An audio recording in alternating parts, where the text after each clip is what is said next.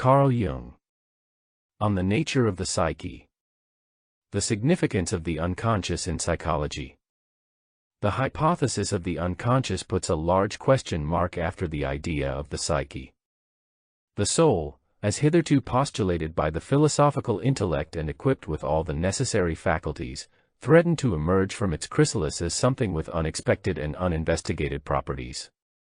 It no longer represented anything immediately known, about which nothing more remained to be discovered except a few more or less satisfying definitions. Rather, it now appeared in strangely double guise, as both known and unknown. In consequence, the old psychology was thoroughly unseated and as much revolutionized as classical physics had been by the discovery of radioactivity. These first experimental psychologists were in the same predicament as the mythical discoverer of the numerical sequence, who strung peas together in a row and simply went on adding another unit to those already present.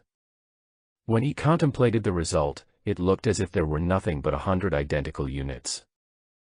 But the numbers he had thought of only as names unexpectedly turned out to be peculiar entities with irreducible properties. For instance, there were even, uneven, and primary numbers, positive, negative, irrational, and imaginary numbers, etc. So it is with psychology. If the soul is really only an idea, this idea has an alarming air of unpredictability about it, something with qualities no one would ever have imagined. One can go on asserting that the psyche is consciousness and its contents, but that does not prevent, in fact it hastens, the discovery of a background not previously suspected, a true matrix of all conscious phenomena, a pre-consciousness and a post-consciousness, a superconsciousness and a subconsciousness. The moment one forms an idea of a thing and successfully catches one of its aspects, one invariably succumbs to the illusion of having caught the whole. One never considers that a total apprehension is right out of the question.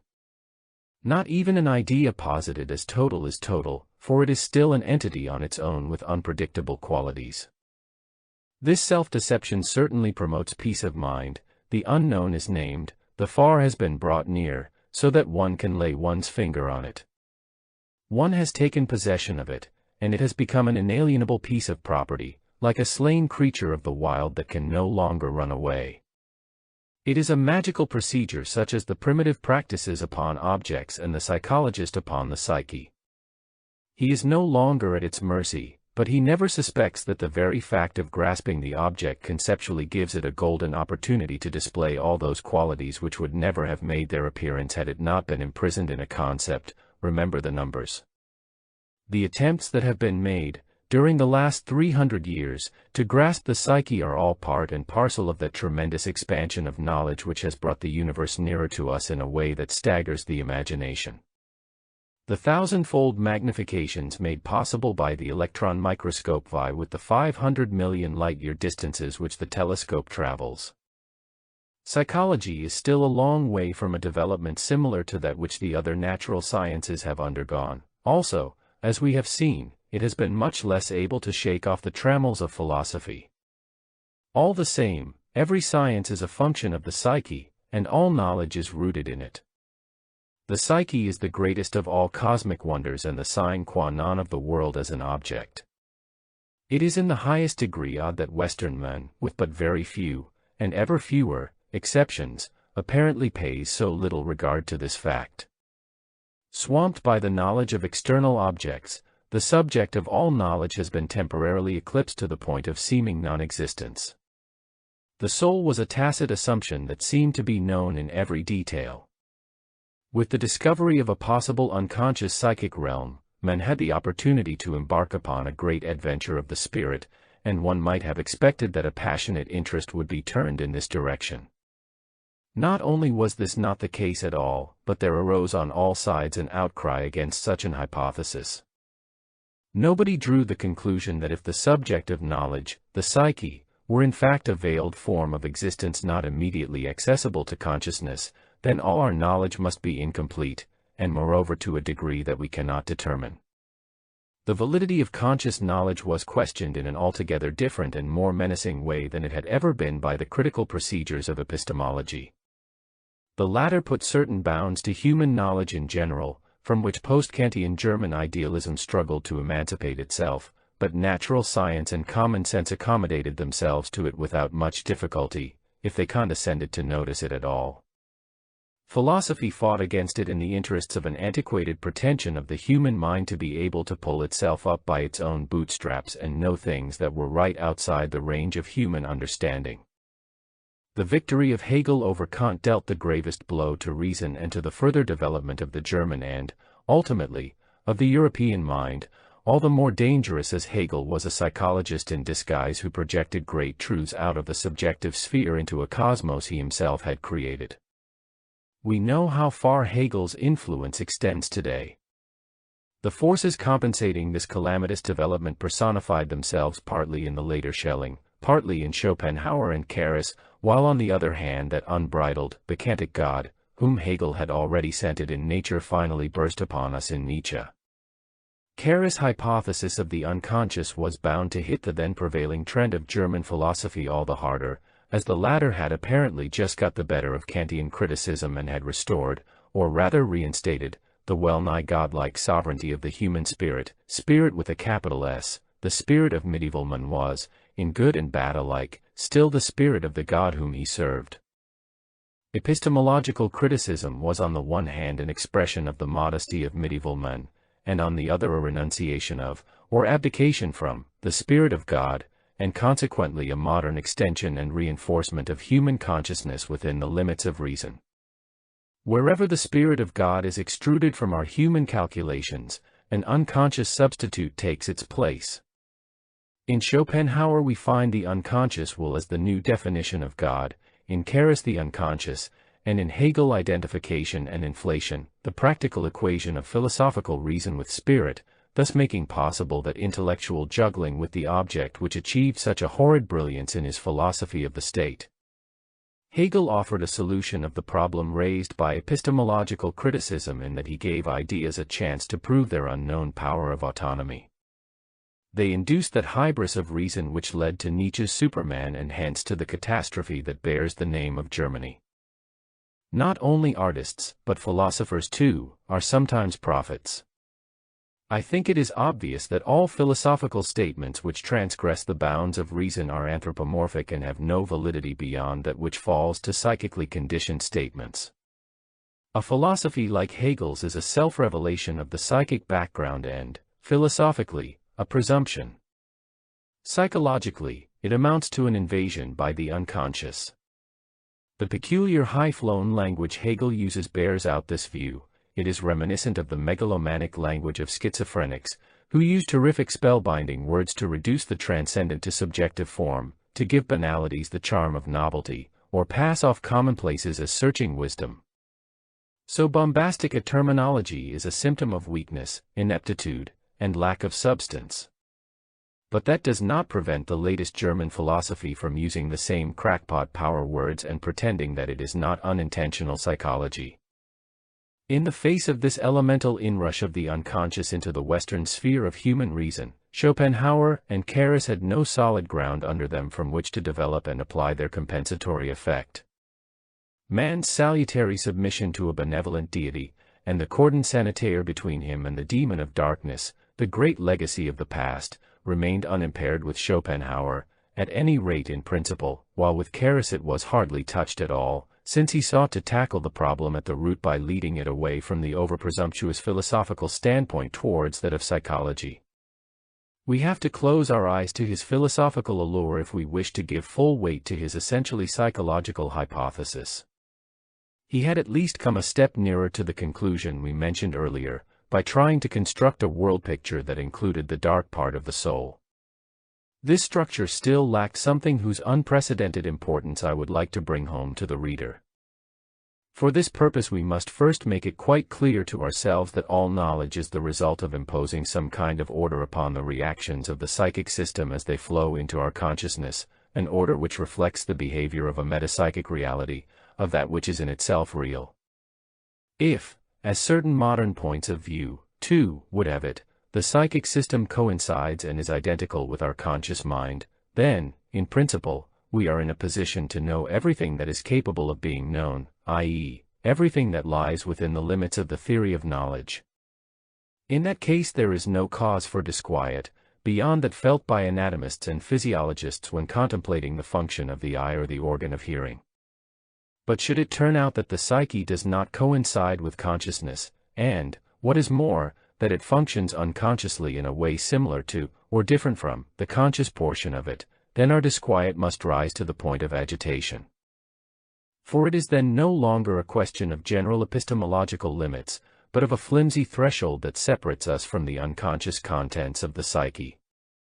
The hypothesis of the threshold and of the unconscious means that the indispensable raw material of all knowledge, namely psychic reactions, and perhaps even unconscious thoughts and insights, lie close beside, above, or below consciousness, separated from us by the merest threshold, and yet apparently unattainable. We have no knowledge of how this unconscious functions, but since it is conjectured to be a psychic system, it may possibly have everything that consciousness has, including perception, apperception, memory, imagination, will, affectivity, feeling, reflection, judgment, etc., all in subliminal form. Here we are faced with Wundt's objection that one cannot possibly speak of unconscious perceptions, representations, feelings, much less of volitional actions, seeing that none of these phenomena can be represented without an experiencing subject. Moreover, the idea of a threshold presupposes a mode of observation in terms of energy, according to which consciousness of psychic contents is essentially dependent upon their intensity, that is, their energy. Just as only a stimulus of a certain intensity is powerful enough to cross the threshold, so it may with some justice be assumed that other psychic contents too must possess a higher energy potential if they are to get across. If they possess only a small amount of energy, they remain subliminal, like the corresponding sense perceptions. As Lipps has already pointed out, the first objection is nullified by the fact that the psychic process remains essentially the same whether it is represented or not. Anyone who takes the view that the phenomena of consciousness comprise the whole psyche must go a step further and say that representations which we do not have can hardly be described as representations. He must also deny any psychic quality to what is left over. For this rigorous point of view, the psyche can only have the phantasmagoric existence that pertains to the ephemeral phenomena of consciousness. This view does not square with common experience, which speaks in favor of a possible psychic activity without consciousness. Lipps' idea of the existence of psychic processes in Psyche does more justice to the facts. I do not wish to waste time in proving this point, but will content myself with saying that never yet has any reasonable person doubted the existence of psychic processes in a dog, although no dog has, to our knowledge, ever expressed consciousness of its psychic contents. There is no a priori reason for assuming that unconscious processes must inevitably have a subject, any more than there is for doubting the reality of psychic processes. Admittedly, the problem becomes difficult when we suppose unconscious acts of the will.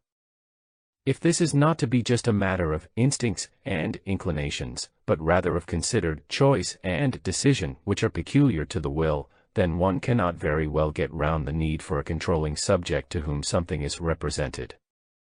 But that, by definition, would be to lodge a consciousness in the unconscious, though this is a conceptual operation which presents no great difficulties to the psychopathologist.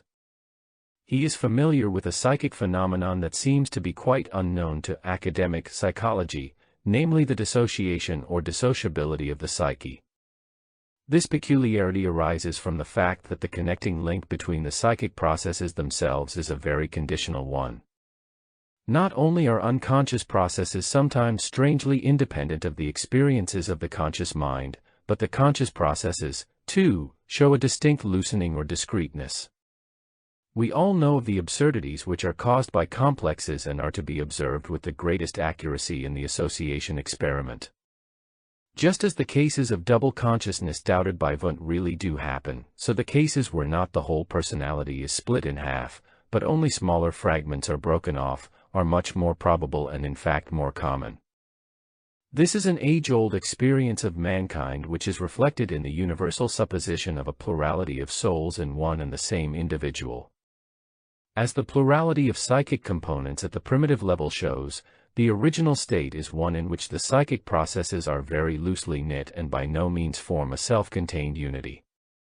Moreover, psychiatric experience indicates that it often takes only a little to shatter the unity of consciousness so laboriously built up in the course of development and to resolve it back into its original elements.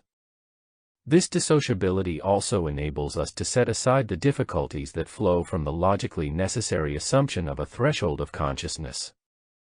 If it is correct to say that conscious contents become subliminal, and therefore unconscious, through loss of energy, and conversely that unconscious processes become conscious through accretion of energy, then, if unconscious acts of volition are to be possible, it follows that these must possess an energy which enables them to achieve consciousness, or at any rate to achieve a state of secondary consciousness which consists in the unconscious process being represented to a subliminal subject who chooses and decides.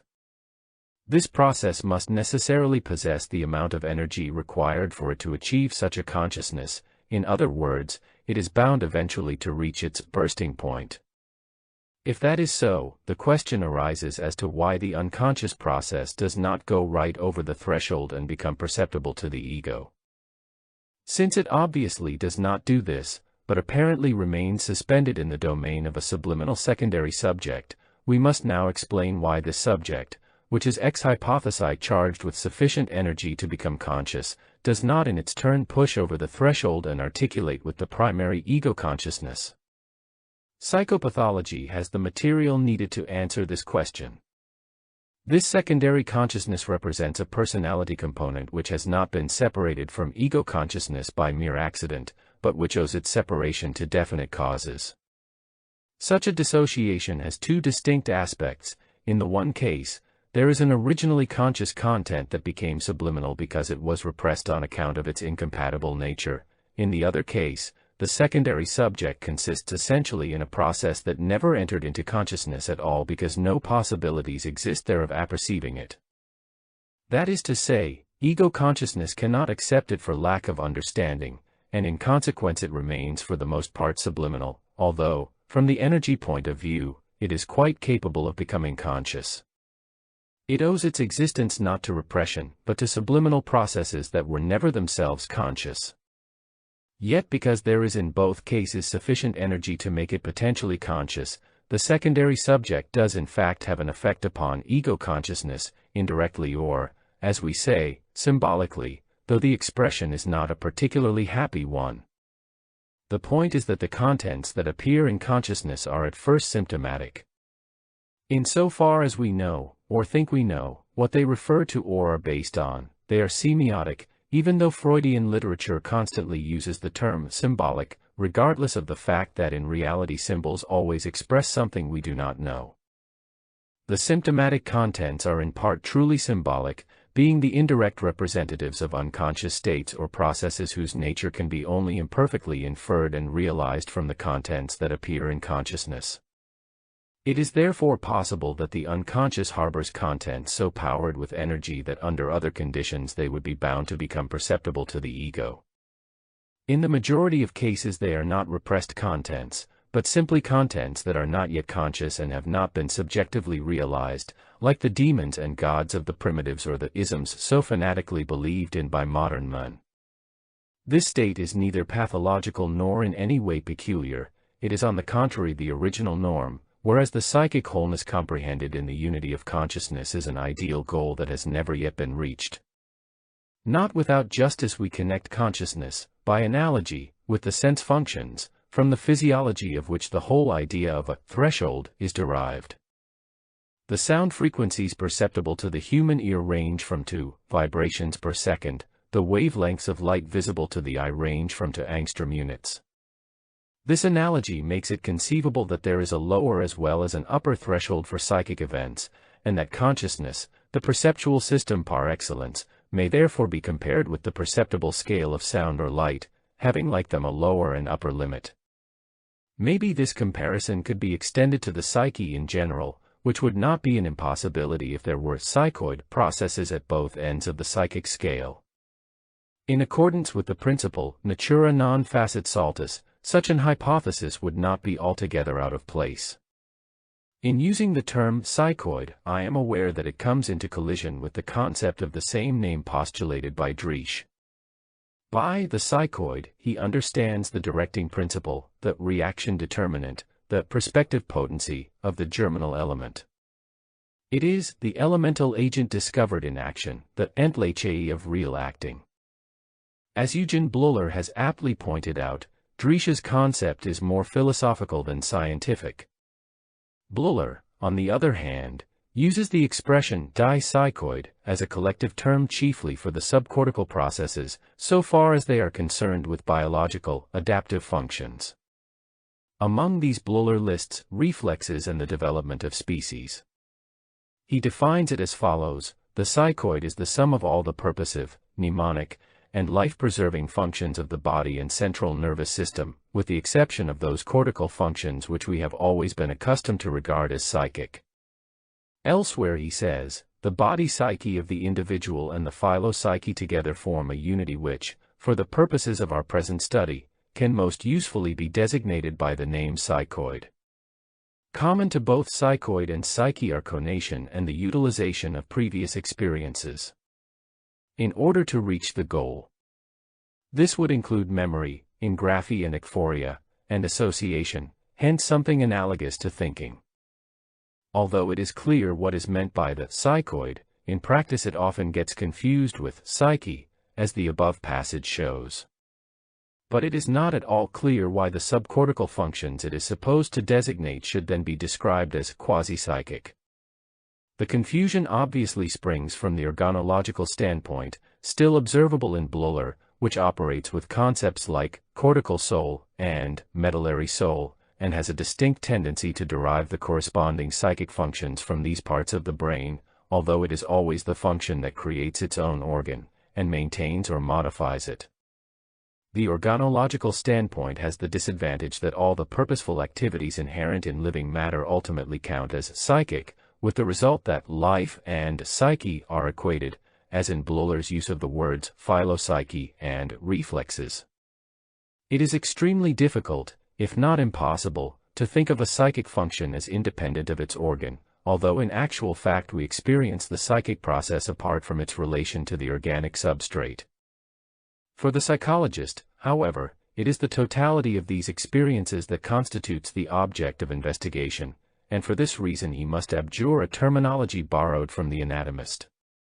If I make use of the term psychoid, I do so with three reservations. Firstly, I use it as an adjective, not as a noun. Secondly, no psychic quality in the proper sense of the word is implied, but only a quasi-psychic one such as the reflex processes possess. And thirdly, it is meant to distinguish a category of events from merely vitalistic phenomena on the one hand and from specifically psychic processes on the other.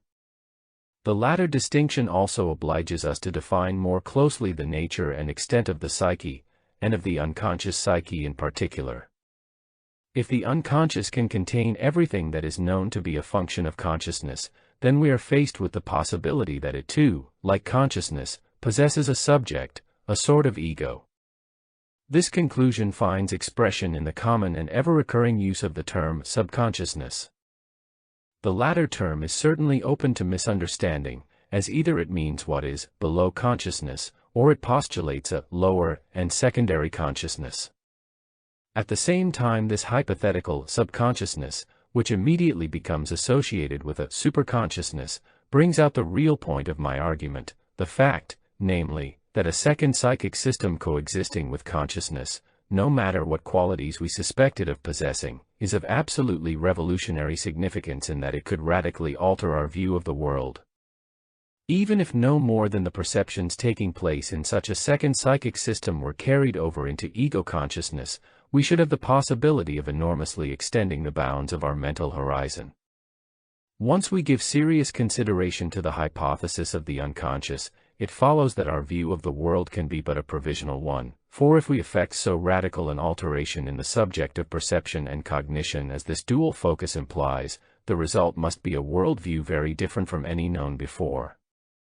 This holds true only if the hypothesis of the unconscious holds true, which in turn can be verified only if unconscious contents can be changed into conscious ones, if, that is to say, the disturbances emanating from the unconscious, the effects of spontaneous manifestations, of dreams, fantasies, and complexes, can successfully be integrated into consciousness by the interpretative method. Instinct and will. Whereas, in the course of the 19th century, the main concern was to put the unconscious on a philosophical footing, towards the end of the century various attempts were made in different parts of Europe, more or less simultaneously and independently of one another, to understand the unconscious experimentally or empirically. The pioneers in this field were Pierre Janet in France and Sigmund Freud in the Old Austria. Janet made himself famous for his investigation of the formal aspect, Freud for his researches into the content of psychogenic symptoms. I am not in a position here to describe in detail the transformation of unconscious contents into conscious ones, so must content myself with hints. In the first place, the structure of psychogenic symptoms was successfully explained on the hypothesis of unconscious processes. Freud, starting from the symptomatology of the neuroses, also made out a plausible case for dreams as the mediators of unconscious contents. What he elicited as contents of the unconscious seemed, on the face of it, to consist of elements of a personal nature that were quite capable of consciousness and had therefore been conscious under other conditions.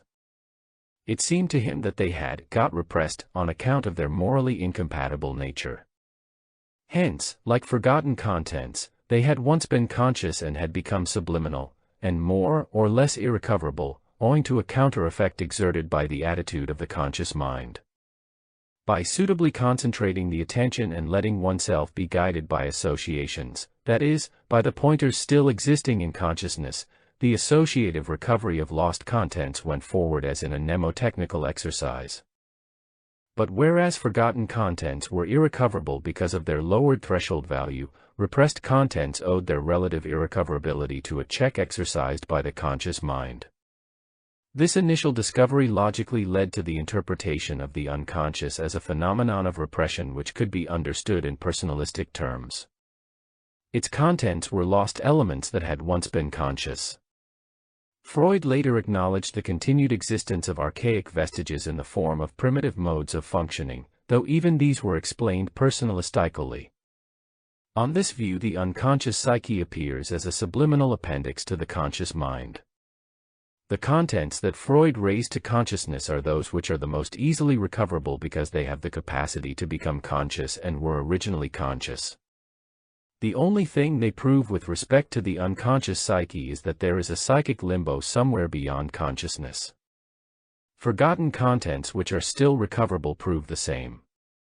This would tell us next to nothing about the nature of the unconscious psyche did there not exist an undoubted link between these contents and the instinctual sphere. We think of the latter as physiological, as in the main a function of the glands. The modern theory of internal secretions and hormones lends the strongest support to this view. But the theory of human instincts finds itself in a rather delicate situation, because it is uncommonly difficult not only to define the instincts conceptually, but even to establish their number and their limitations. In this matter opinions diverge. All that can be ascertained with any certainty is that the instincts have a physiological and a psychological aspect. Of great use for descriptive purposes is Pierre Janet's view of the partie supérieure et inférieure d'une fonction. The fact that all the psychic processes accessible to our observation and experience are somehow bound to an organic substrate indicates that they are articulated with the life of the organism as a whole and therefore partake of its dynamism. In other words, they must have a share in its instincts or be in a certain sense the results of the action of those instincts. This is not to say that the psyche derives exclusively from the instinctual sphere and hence from its organic substrate.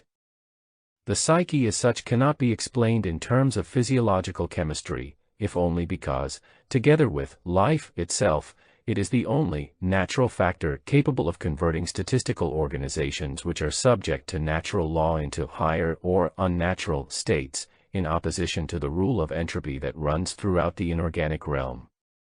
How life produces complex organic systems from the inorganic we do not know, though we have direct experience of how the psyche does it. Life therefore has a specific law of its own which cannot be deduced from the known physical laws of nature. Even so, the psyche is to some extent dependent upon processes in the organic substrate. At all events, it is highly probable that this is so. The instinctual base governs the party inferior of the function, while the party superior corresponds to its predominantly psychic component. The party inferior proves to be the relatively unalterable, automatic part of the function, and the party superior the voluntary and alterable part. The question now arises, when are we entitled to speak of psychic, and how in general do we define the psychic, as distinct from the physiological? Both are life phenomena, but they differ in that the functional component characterized as the party inferior has an unmistakably physiological aspect. Its existence or non-existence seems to be bound up with the hormones. Its functioning has a compulsive character, hence the designation drive. Rivers asserts that the all or none reaction is natural to it, i.e., the function acts altogether or not at all, which is specific of compulsion. On the other hand, the party superior, which is best described as psychic and is moreover sensed as such, has lost its compulsive character, can be subjected to the will and even applied in a manner contrary to the original instinct. From these reflections it appears that the psychic is an emancipation of function from its instinctual form and so from the compulsiveness which, as sole determinant of the function, causes it to harden into a mechanism. The psychic condition or quality begins where the function loses its outer and inner determinism and becomes capable of more extensive and freer application, that is, where it begins to show itself accessible to a will motivated from other sources.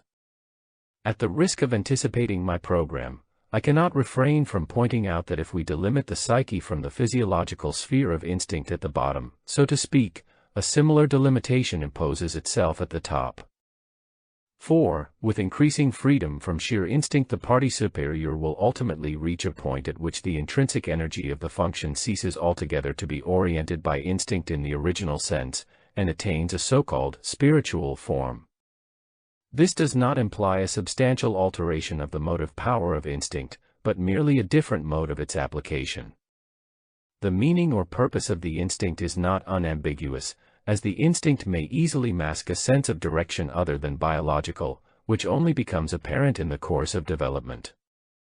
Within the psychic sphere, the function can be deflected through the action of the will and modified in a great variety of ways. This is possible because the system of instincts is not truly harmonious in composition and is exposed to numerous internal collisions. One instinct disturbs and displaces the other, and, although taken as a whole it is the instincts that make individual life possible, their blind compulsive character affords frequent occasion for mutual injury. Differentiation of function from compulsive instinctuality, and its voluntary application, are of paramount importance in the maintenance of life. But this increases the possibility of collision and produces cleavages, the very dissociations which are forever putting the unity of consciousness in jeopardy. In the psychic sphere, as we have seen, the will influences the function. It does this by virtue of the fact that it is itself a form of energy and has the power to overcome another form. In this sphere which I define as psychic, the will is in the last resort motivated by instincts, not, of course, absolutely, otherwise it would not be a will, which by definition must have a certain freedom of choice. Will implies a certain amount of energy freely disposable by the psyche. There must be such amounts of disposable libido, or energy, or modifications of the functions would be impossible, since the latter would then be chained to the instincts, which are in themselves extremely conservative and correspondingly unalterable, so exclusively that northwest variations could take place, unless it were organic variations. As we have already said, the motivation of the will must in the first place be regarded as essentially biological. But at the, permitting such an expression, upper limit of the psyche, where the function breaks free from its original goal, the instincts lose their influence as movers of the will. Through having its form altered, the function is pressed into the service of other determinants or motivations, which apparently have nothing further to do with the instincts. What I am trying to make clear is the remarkable fact that the will cannot transgress the bounds of the psychic sphere, it cannot coerce the instinct, nor has it power over the spirit, in so far as we understand by this something more than the intellect. Spirit and instinct are by nature autonomous and both limit in equal measure the applied field of the will. Later I shall show what seems to me to constitute the relation of spirit to instinct. Just as, in its lower reaches, the psyche loses itself in the organic material substrate, so in its upper reaches it resolves itself into a spiritual form about which we know as little as we do about the functional basis of instinct. What I would call the psyche proper extends to all functions which can be brought under the influence of a will. Pure instinctuality allows no consciousness to be conjectured and needs none.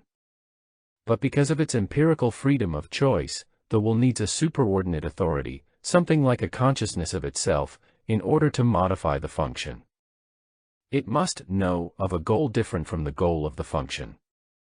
Otherwise it would coincide with the driving force of the function. Driesch rightly emphasizes, there is no willing without knowing. Volition presupposes a choosing subject who envisages different possibilities. Looked at from this angle, psyche is essentially conflict between blind instinct and will, freedom of choice. Where instinct predominates, psychoid processes set in which pertain to the sphere of the unconscious as elements incapable of consciousness. The psychoid process is not the unconscious as such, for this has a far greater extension. Apart from psychoid processes, there are in the unconscious ideas and volitional acts, hence something akin to conscious processes, but in the instinctual sphere these phenomena retire so far into the background that the term psychoid is probably justified. If, however, we restrict the psyche to acts of the will, we arrive at the conclusion that psyche is more or less identical with consciousness, for we can hardly conceive of will and freedom of choice without consciousness. This apparently brings us back to where we always stood, to the axiom psyche equals consciousness. What, then, has happened to the postulated psychic nature of the unconscious? Conscious and unconscious. This question, regarding the nature of the unconscious, brings with it the extraordinary intellectual difficulties with which the psychology of the unconscious confronts us. Such difficulties must inevitably arise whenever the mind launches forth boldly into the unknown and invisible. Our philosopher sets about it very cleverly, since, by his flat denial of the unconscious, he clears all complications out of his way at one sweep. A similar quandary faced the physicist of the old school, who believed exclusively in the wave theory of light and was then led to the discovery that there are phenomena which can be explained only by the particle theory.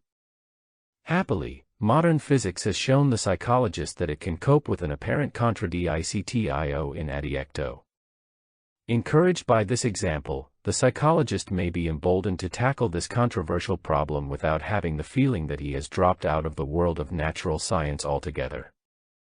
It is not a question of his asserting anything, but of constructing a model which opens up a promising and useful field of inquiry. A model does not assert that something is so, it simply illustrates a particular mode of observation. Before we scrutinize our dilemma more closely, I would like to clarify one aspect of the concept of the unconscious. The unconscious is not simply the unknown, it is rather the unknown psychic, and this we define on the one hand as all those things in us which, if they came to consciousness, would presumably differ in no respect from the known psychic contents, with the addition, on the other hand, of the psychoid system, of which nothing is known directly. So defined, the unconscious depicts an extremely fluid state of affairs, everything of which I know, but of which I am not at the moment thinking, everything of which I was once conscious but have now forgotten, everything perceived by my senses, but not noted by my conscious mind, everything which, involuntarily and without paying attention to it, I feel, think, remember, want, and do.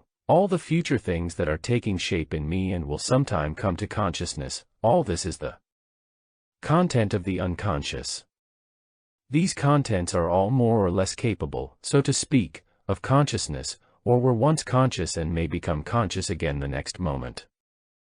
Thus far the unconscious is a fringe of consciousness, as William James put it. To this marginal phenomenon, which is born of alternating shades of light and darkness, there also belong the Freudian findings we have already noted. But, as I say, we must also include in the unconscious the psychoid functions that are not capable of consciousness and of whose existence we have only indirect knowledge. We now come to the question, in what state do psychic contents find themselves when not related to the conscious ego? This relation constitutes all that can be called consciousness. In accordance with Occam's razor, entia praeter necessitatem non sunt multiplicanda, principles are not to be multiplied beyond the necessary. The most cautious conclusion would be that, except for the relation to the conscious ego, nothing is changed when a content becomes unconscious. For this reason I reject the view that momentarily unconscious contents are only physiological. The evidence is lacking, and apart from that the psychology of neurosis provides striking proofs to the contrary. One has only to think of the cases of double personality, automatism ambulatoire, etc. Both Janet's and Freud's findings indicate that everything goes on functioning in the unconscious state just as though it were conscious. There is perception, thinking, feeling, volition, and intention, just as though a subject were present. Indeed, there are not a few cases, e.g., the double personality above mentioned, where a second ego actually appears and vies with the first. Such findings seem to show that the unconscious is in fact a subconscious. But from certain experiences, some of them known already to Freud, it is clear that the state of unconscious contents is not quite the same as the conscious state. For instance, feeling-toned complexes in the unconscious do not change in the same way that they do in consciousness. Although they may be enriched by associations, they are not corrected, but are conserved in their original form, as can easily be ascertained from the continuous and uniform effect they have upon the conscious mind. Similarly, they take on the uninfluenceable and compulsive character of an automatism, of which they can be divested only if they are made conscious. This latter procedure is rightly regarded as one of the most important therapeutic factors. In the end, such complexes, presumably in proportion to their distance from consciousness, assume, by self-amplification, an archaic and mythological character and hence a certain numinosity, as is perfectly clear in schizophrenic dissociations. Numinosity, however, is wholly outside conscious volition, for it transports the subject into the state of rapture, which is a state of will-less surrender. These peculiarities of the unconscious state contrast very strongly with the way complexes behave in the conscious mind. Here they can be corrected, they lose their automatic character and can be substantially transformed. They slough off their mythological envelope, and, by entering into the adaptive process going forward in consciousness, they personalize and rationalize themselves to the point where a dialectical discussion becomes possible. Evidently, the unconscious state is different after all from the conscious.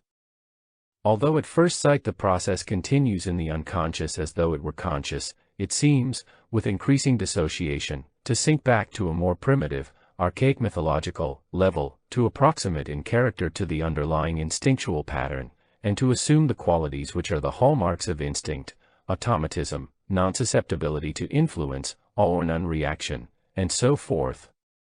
Using the analogy of the spectrum, we could compare the lowering of unconscious contents to a displacement towards the red end of the color band, a comparison which is especially edifying in that red, the blood color, has always signified emotion and instinct. The unconscious is accordingly a different medium from the conscious. In the near-conscious areas there is not much change, because here the alternation of light and shadow is too rapid. But it is just this no man's land which is of the greatest value in supplying the answer to the burning question of whether psyche equals consciousness. It shows us how relative the unconscious state is, so relative, indeed, that one feels tempted to make use of a concept like the subconscious in order to define the darker part of the psyche. But consciousness is equally relative, for it embraces not only consciousness as such, but a whole scale of intensities of consciousness. Between I do this and I am conscious of doing this, there is a world of difference, amounting sometimes to outright contradiction. Consequently, there is a consciousness in which unconsciousness predominates, as well as a consciousness in which self-consciousness predominates. This paradox becomes immediately intelligible when we realize that there is no conscious content which can with absolute certainty be said to be totally conscious, for that would necessitate an unimaginable totality of consciousness, and that in turn would presuppose an equally unimaginable wholeness and perfection of the human mind. So we come to the paradoxical conclusion that there is no conscious content which is not in some other respect unconscious. Maybe, too, there is no unconscious psychism which is not at the same time conscious. The latter proposition is more difficult to prove than the first, because our ego, which alone could verify such an assertion, is the point of reference for all consciousness and has no such association with unconscious contents as would enable it to say anything about their nature. So far as the ego is concerned, they are, for all practical purposes, unconscious, which is not to say that they are not conscious to it in another respect, for the ego may know these contents under one aspect but not know them under another aspect, when they cause disturbances of consciousness. Besides, there are processes with regard to which no relation to the conscious ego can be demonstrated and which yet seem to be represented or quasi-conscious. Finally, there are cases where an unconscious ego and hence a second consciousness are present, as we have already seen, though these are the exceptions. In the psychic sphere, the compulsive pattern of behavior gives way to variations of behavior which are conditioned by experience and by volitional acts, that is, by conscious processes.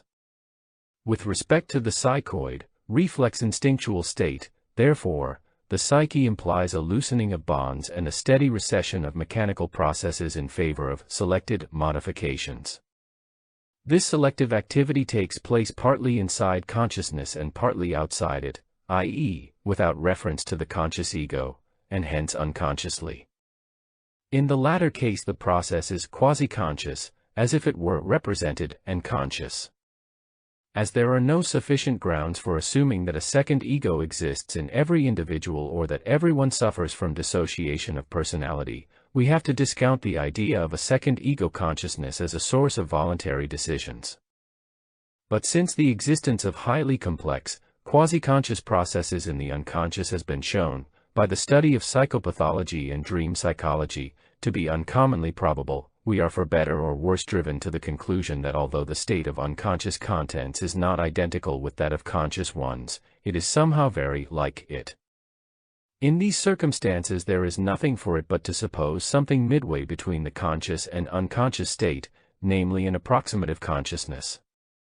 As we have immediate experience only of a reflected state, which is ipso facto conscious and known because it consists essentially in relating ideas or other contents to an ego complex that represents our empirical personality, it follows that any other kind of consciousness, either without an ego or without contents, is virtually unthinkable. But there is no need to frame the question so absolutely. On a somewhat more primitive human level, ego consciousness loses much of its meaning, and consciousness is accordingly modified in a characteristic way. Above all, it ceases to be reflected. And when we observe the psychic processes in the higher vertebrates and particularly in domestic animals, we find phenomena resembling consciousness which nevertheless do not allow us to conjecture the existence of an ego.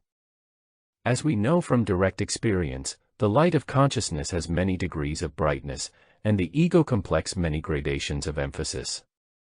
On the animal and primitive level there is a mere luminosity, differing hardly at all from the glancing fragments of a dissociated ego. Here, as on the infantile level, consciousness is not a unity, being as yet uncentered by a firmly knit ego complex, and just flickering into life here and there wherever outer or inner events, instincts, and effects happen to call it awake. At this stage it is still like a chain of islands or an archipelago. Nor is it a fully integrated whole even at the higher and highest stages, rather, it is capable of indefinite expansion. Gleaming islands, indeed whole continents, can still add themselves to our modern consciousness, a phenomenon that has become the daily experience of the psychotherapist. Therefore we would do well to think of ego consciousness as being surrounded by a multitude of little luminosities. The unconscious as a multiple consciousness. The hypothesis of multiple luminosities rests partly, as we have seen, on the quasi-conscious state of unconscious contents and partly on the incidence of certain images which must be regarded as symbolical. These are to be found in the dreams and visual fantasies of modern individuals, and can also be traced in historical records. As the reader may be aware, one of the most important sources for symbolical ideas in the past is alchemy. From this I take, first and foremost, the idea of the scintillae, sparks, which appear as visual illusions in the arcane substance. Thus the Aurora Consurgens, Part 2, says, Sitto quat terra foetida cito recipit scintillulas albas, know that the foul earth quickly receives white sparks. These sparks Kunrath explains as radii ac scintillae of the anima catholica, the world soul, which is identical with the Spirit of God. From this interpretation it is clear that certain of the alchemists had already divined the psychic nature of these luminosities. They were seeds of light broadcast in the chaos, which Kunrath calls Mundi Futuri Seminarium, the seed plot of a world to come. One such spark is the human mind. The arcane substance, the watery earth or earthy water, limus, mud, of the world essence, is universally animated by the fiery spark of the soul of the world, in accordance with the wisdom of Solomon, for the Spirit of the Lord filleth the world.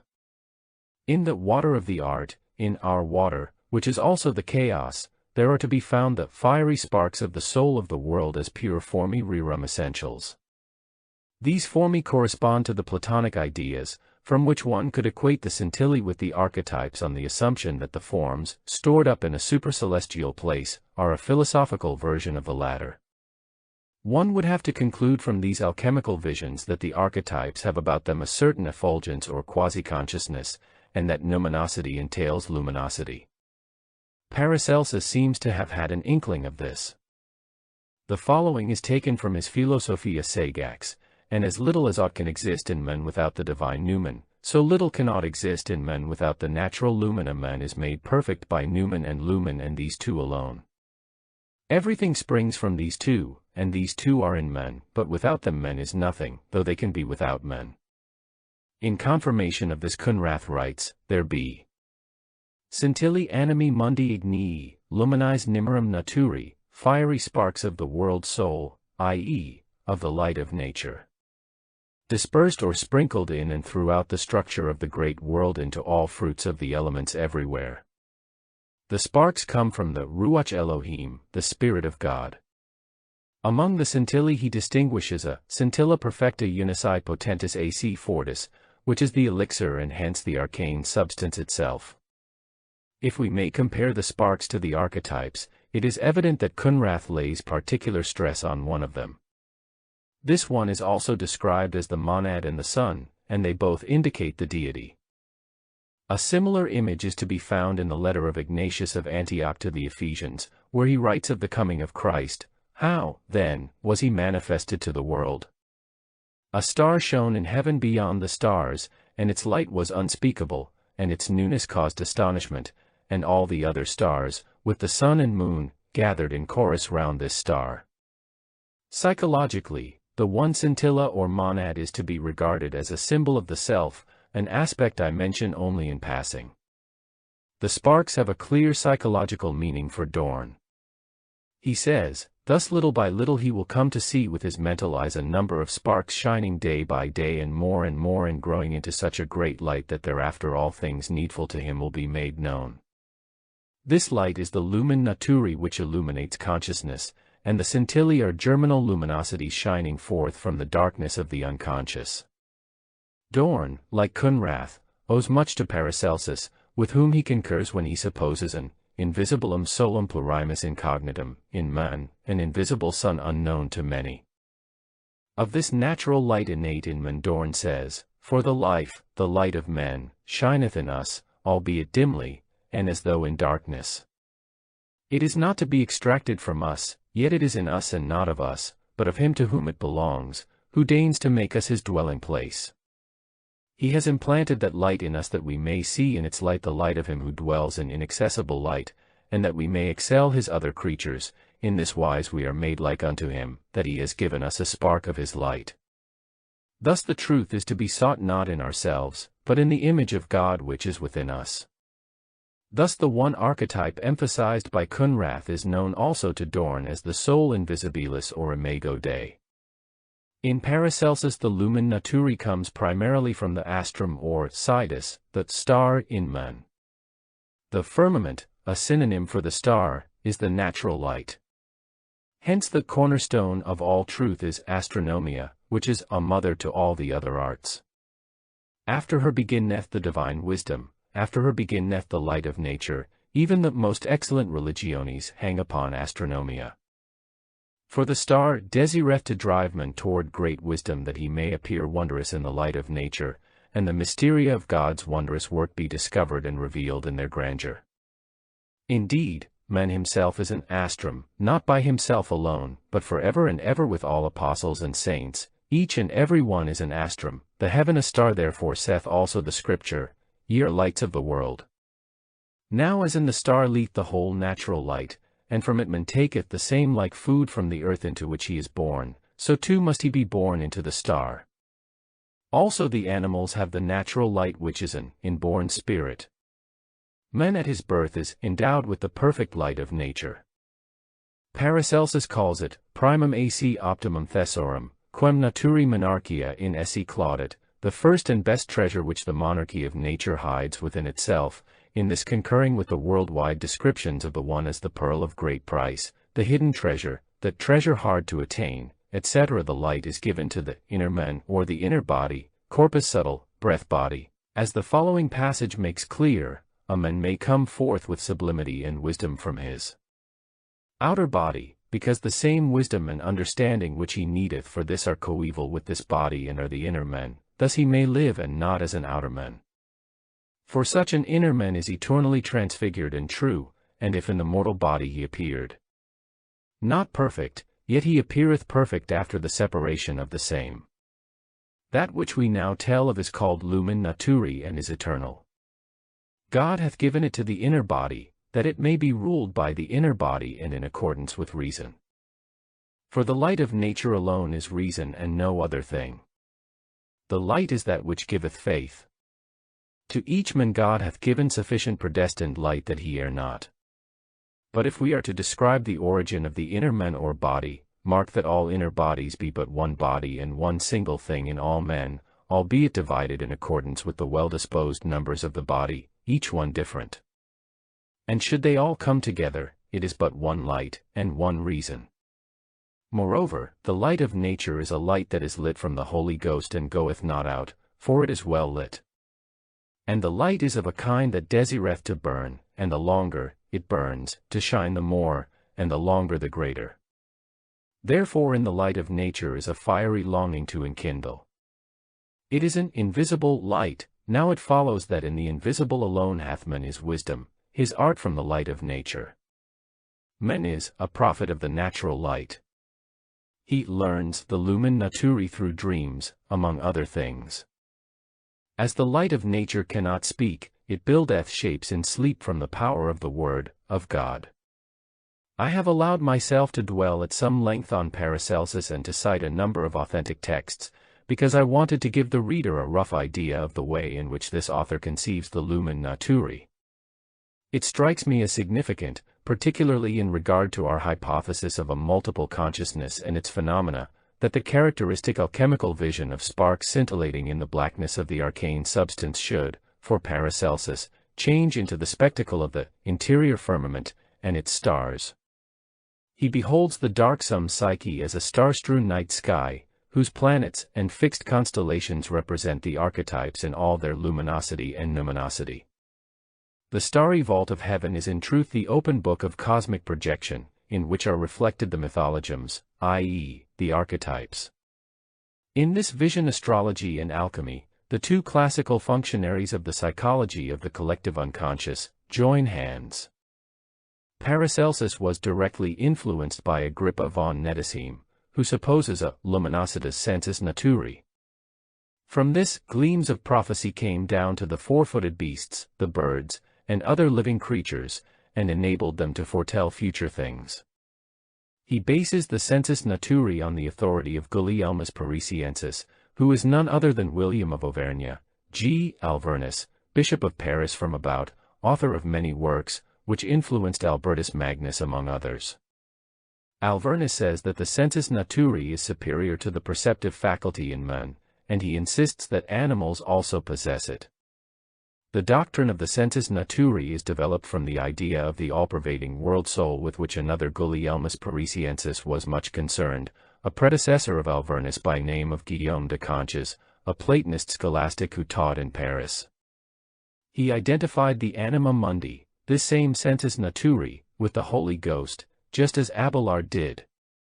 The world soul is a natural force which is responsible for all the phenomena of life and the psyche. As I have shown elsewhere, this view of the anima mundi ran through the whole tradition of alchemy in so far as Mercurius was interpreted now as anima mundi and now as the Holy Ghost. In view of the importance of alchemical ideas for the psychology of the unconscious, it may be worth our while to devote a little time to a very illuminating variant of this spark symbolism. Even more common than the spark motif is that of the fish's eyes, which have the same significance. I said above that a Morienus passage is given by the authors as the source for the doctrine of the scintillae. This passage is, indeed, to be found in the treatise of Morienus Romanus. But it reads: Purus latent tamdiati coquitur, donec voludi oculi piscia molluscat. Here too the saying seems to be a citation from a still earlier source. In later authors these fishes' eyes are always cropping up. There is a variant in Sir George Ripley, stating that on the desiccation of the sea, a substance is left behind which glitters like a fish's eye, an obvious allusion to the gold and the sun, God's eye. Hence it is not to be wondered at if an alchemist of the 17th century uses the words of Zacharias as a motto for his edition of Nicholas Flamel, et videbunt lapidem stannum in manu Zorobabel. Septem isti oculi sunt domini, que discurrent in universum terram, and they shall see the tin plummet in the hand of Zorobabel. These are the 7 eyes of the Lord that run to and fro through the whole earth. These 7 eyes are evidently the 7 planets which, like the sun and moon, are the eyes of God, never resting, ubiquitous and all-seeing. The same motif is probably at the bottom of the many-eyed giant Argus. He is nicknamed the All-Seeing, and is supposed to symbolize the starry heavens. Sometimes he is one-eyed, sometimes 4-eyed, sometimes 100-eyed, and even myriad-eyed, besides which he never sleeps. Hera transferred the eyes of Argus Panoptes to the peacock's tail. Like the guardian Argus, the constellation of the dragon is also given an all-surveying position in the Aratus citations of Hippolytus.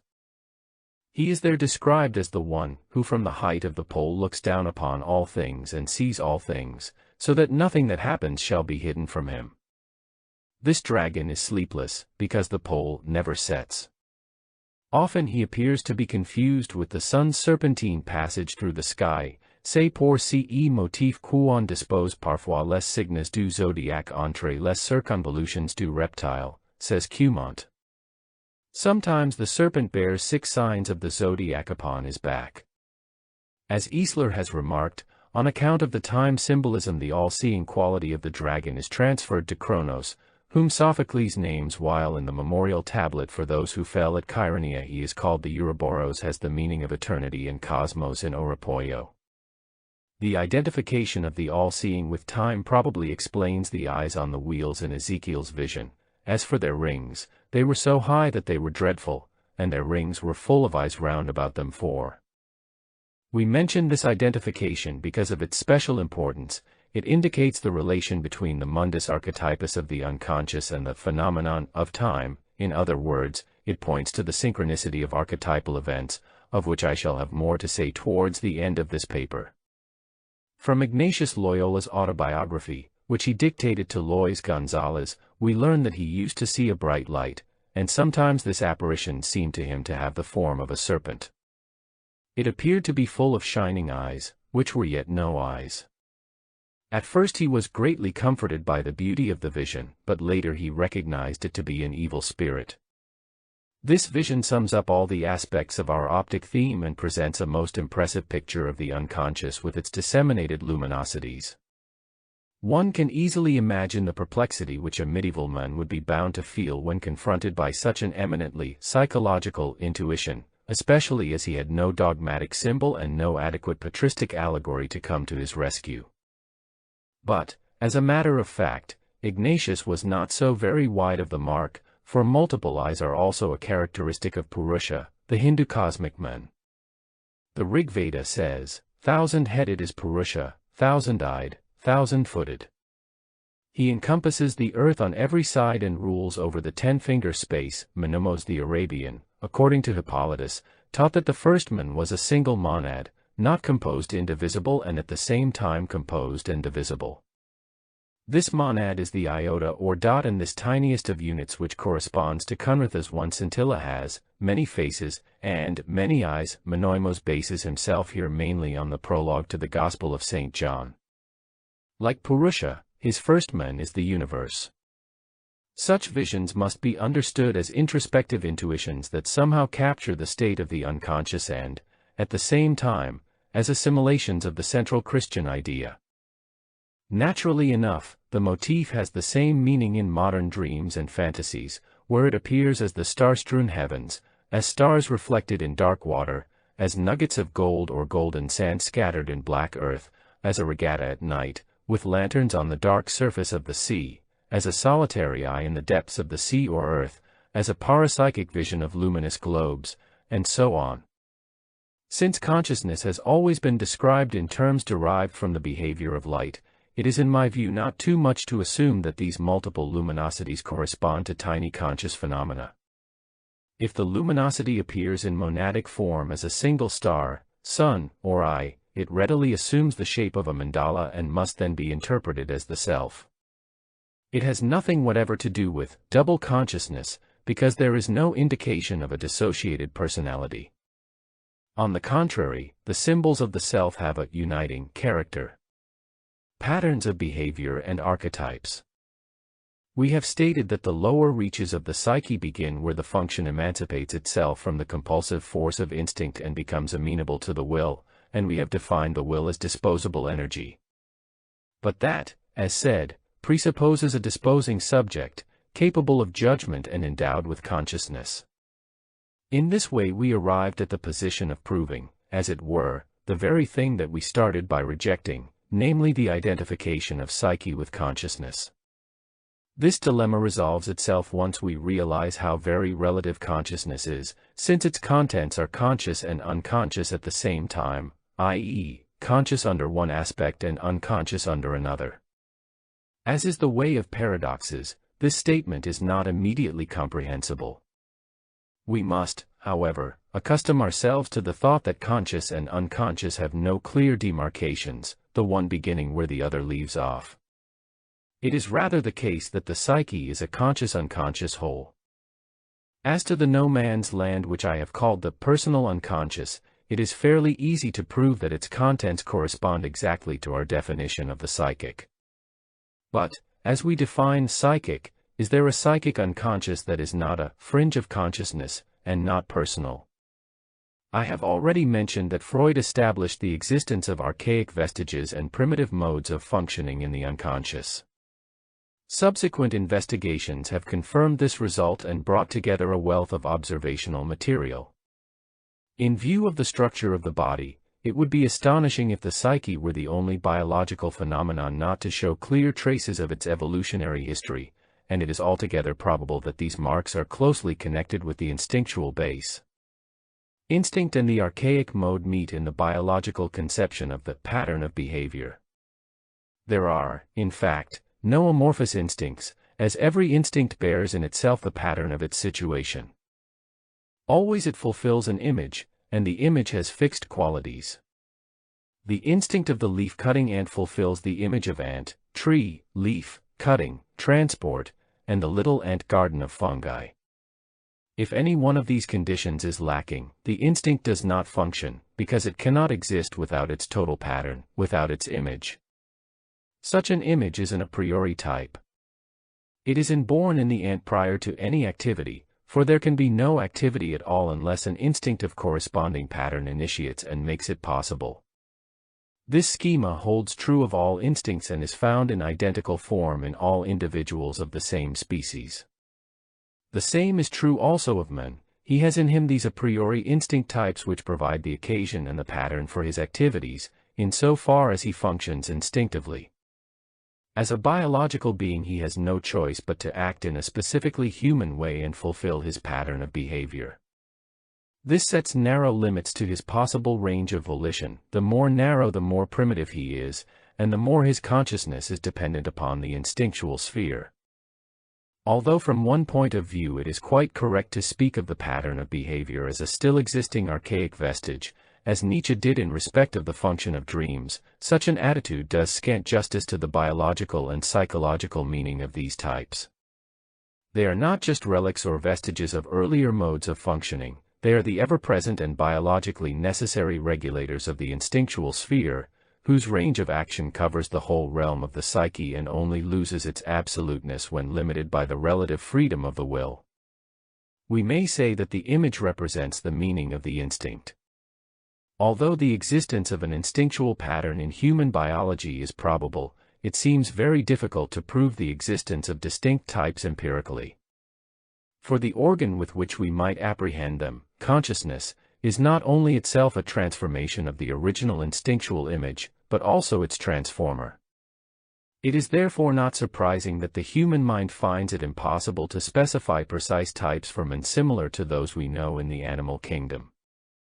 I must confess that I can see no direct way to solve this problem. And yet I have succeeded, or so I believe, in finding at least an indirect way of approach to the instinctual image. In what follows, I would like to give a brief description of how this discovery took place. I had often observed patients whose dreams pointed to a rich store of fantasy material. Equally, from the patients themselves, I got the impression that they were stuffed full of fantasies, without their being able to tell me just where the inner pressure lay. I therefore took up a dream image or an association of the patient's, and, with this as a point of departure, set him the task of elaborating or developing his theme by giving free rein to his fantasy. This, according to individual taste and talent, could be done in any number of ways: dramatic, dialectic, visual, acoustic, or in the form of dancing, painting, drawing, or modeling. The result of this technique was a vast number of complicated designs whose diversity puzzled me for years, until I was able to recognize that in this method I was witnessing the spontaneous manifestation of an unconscious process which was merely assisted by the technical ability of the patient, and to which I later gave the name, individuation process. But, long before this recognition dawned upon me, I had made the discovery that this method often diminished, to a considerable degree, the frequency and intensity of the dreams, thus reducing the inexplicable pressure exerted by the unconscious. In many cases, this brought a large measure of therapeutic success, which encouraged both myself and the patient to press forward despite the baffling nature of the results. I felt bound to insist that they were baffling, if only to stop myself from framing, on the basis of certain theoretical assumptions, interpretations which I felt were not only inadequate but liable to prejudice the ingenuous productions of the patient. The more I suspected these configurations of harboring a certain purposefulness, the less inclined I was to risk any theories about them. This reticence was not made easy for me, since in many cases I was dealing with patients who needed an intellectual point d'appui if they were not to get totally lost in the darkness. I had to try to give provisional interpretations at least, so far as I was able, interspersing them with innumerable perhaps, and ifs, and buts, and never stepping beyond the bounds of the picture lying before me. I always took good care to let the interpretation of each image tail off into a question whose answer was left to the free fantasy activity of the patient.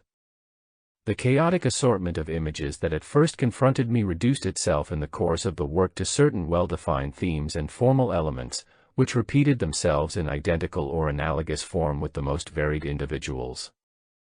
I mention, as the most salient characteristics, chaotic multiplicity and order.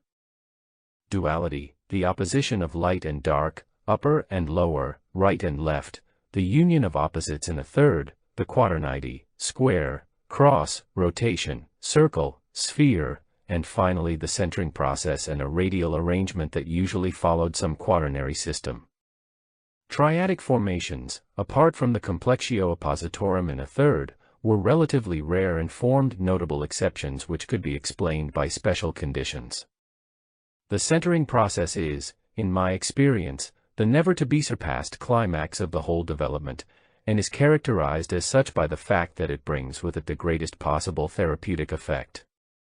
The typical features listed above go to the limits of abstraction, yet at the same time they are the simplest expressions of the formative principles here at work. In actual reality, the patterns are infinitely more variegated and far more concrete than this would suggest. Their variety defies description. I can only say that there is probably no motif in any known mythology that does not at some time appear in these configurations. If there was any conscious knowledge of mythological motifs worth mentioning in my patients, it is left far behind by the ingenuities of creative fantasy. In general, my patients had only a minimal knowledge of mythology. These facts show in an unmistakable manner how fantasies guided by unconscious regulators coincide with the records of man's mental activity as known to us from tradition and ethnological research. All the abstract features I have mentioned are in a certain sense conscious. Everyone can count up to 4 and knows what a circle is and a square, but, as formative principles, they are unconscious, and by the same token their psychological meaning is not conscious either. My most fundamental views and ideas derive from these experiences. First I made the observations, and only then did I hammer out my views. And so it is with the hand that guides the crayon or brush, the foot that executes the dance step, with the eye and the ear, with the word and the thought. A dark impulse is the ultimate arbiter of the pattern, and unconscious a priori precipitates itself into plastic form, and one has no inkling that another person's consciousness is being guided by these same principles at the very point where one feels utterly exposed to the boundless subjective vagaries of chance. Over the whole procedure there seems to reign a dim foreknowledge not only of the pattern but of its meaning. Image and meaning are identical, and as the first takes shape, so the latter becomes clear. Actually, the pattern needs no interpretation, it portrays its own meaning. There are cases where I can let interpretation go as a therapeutic requirement.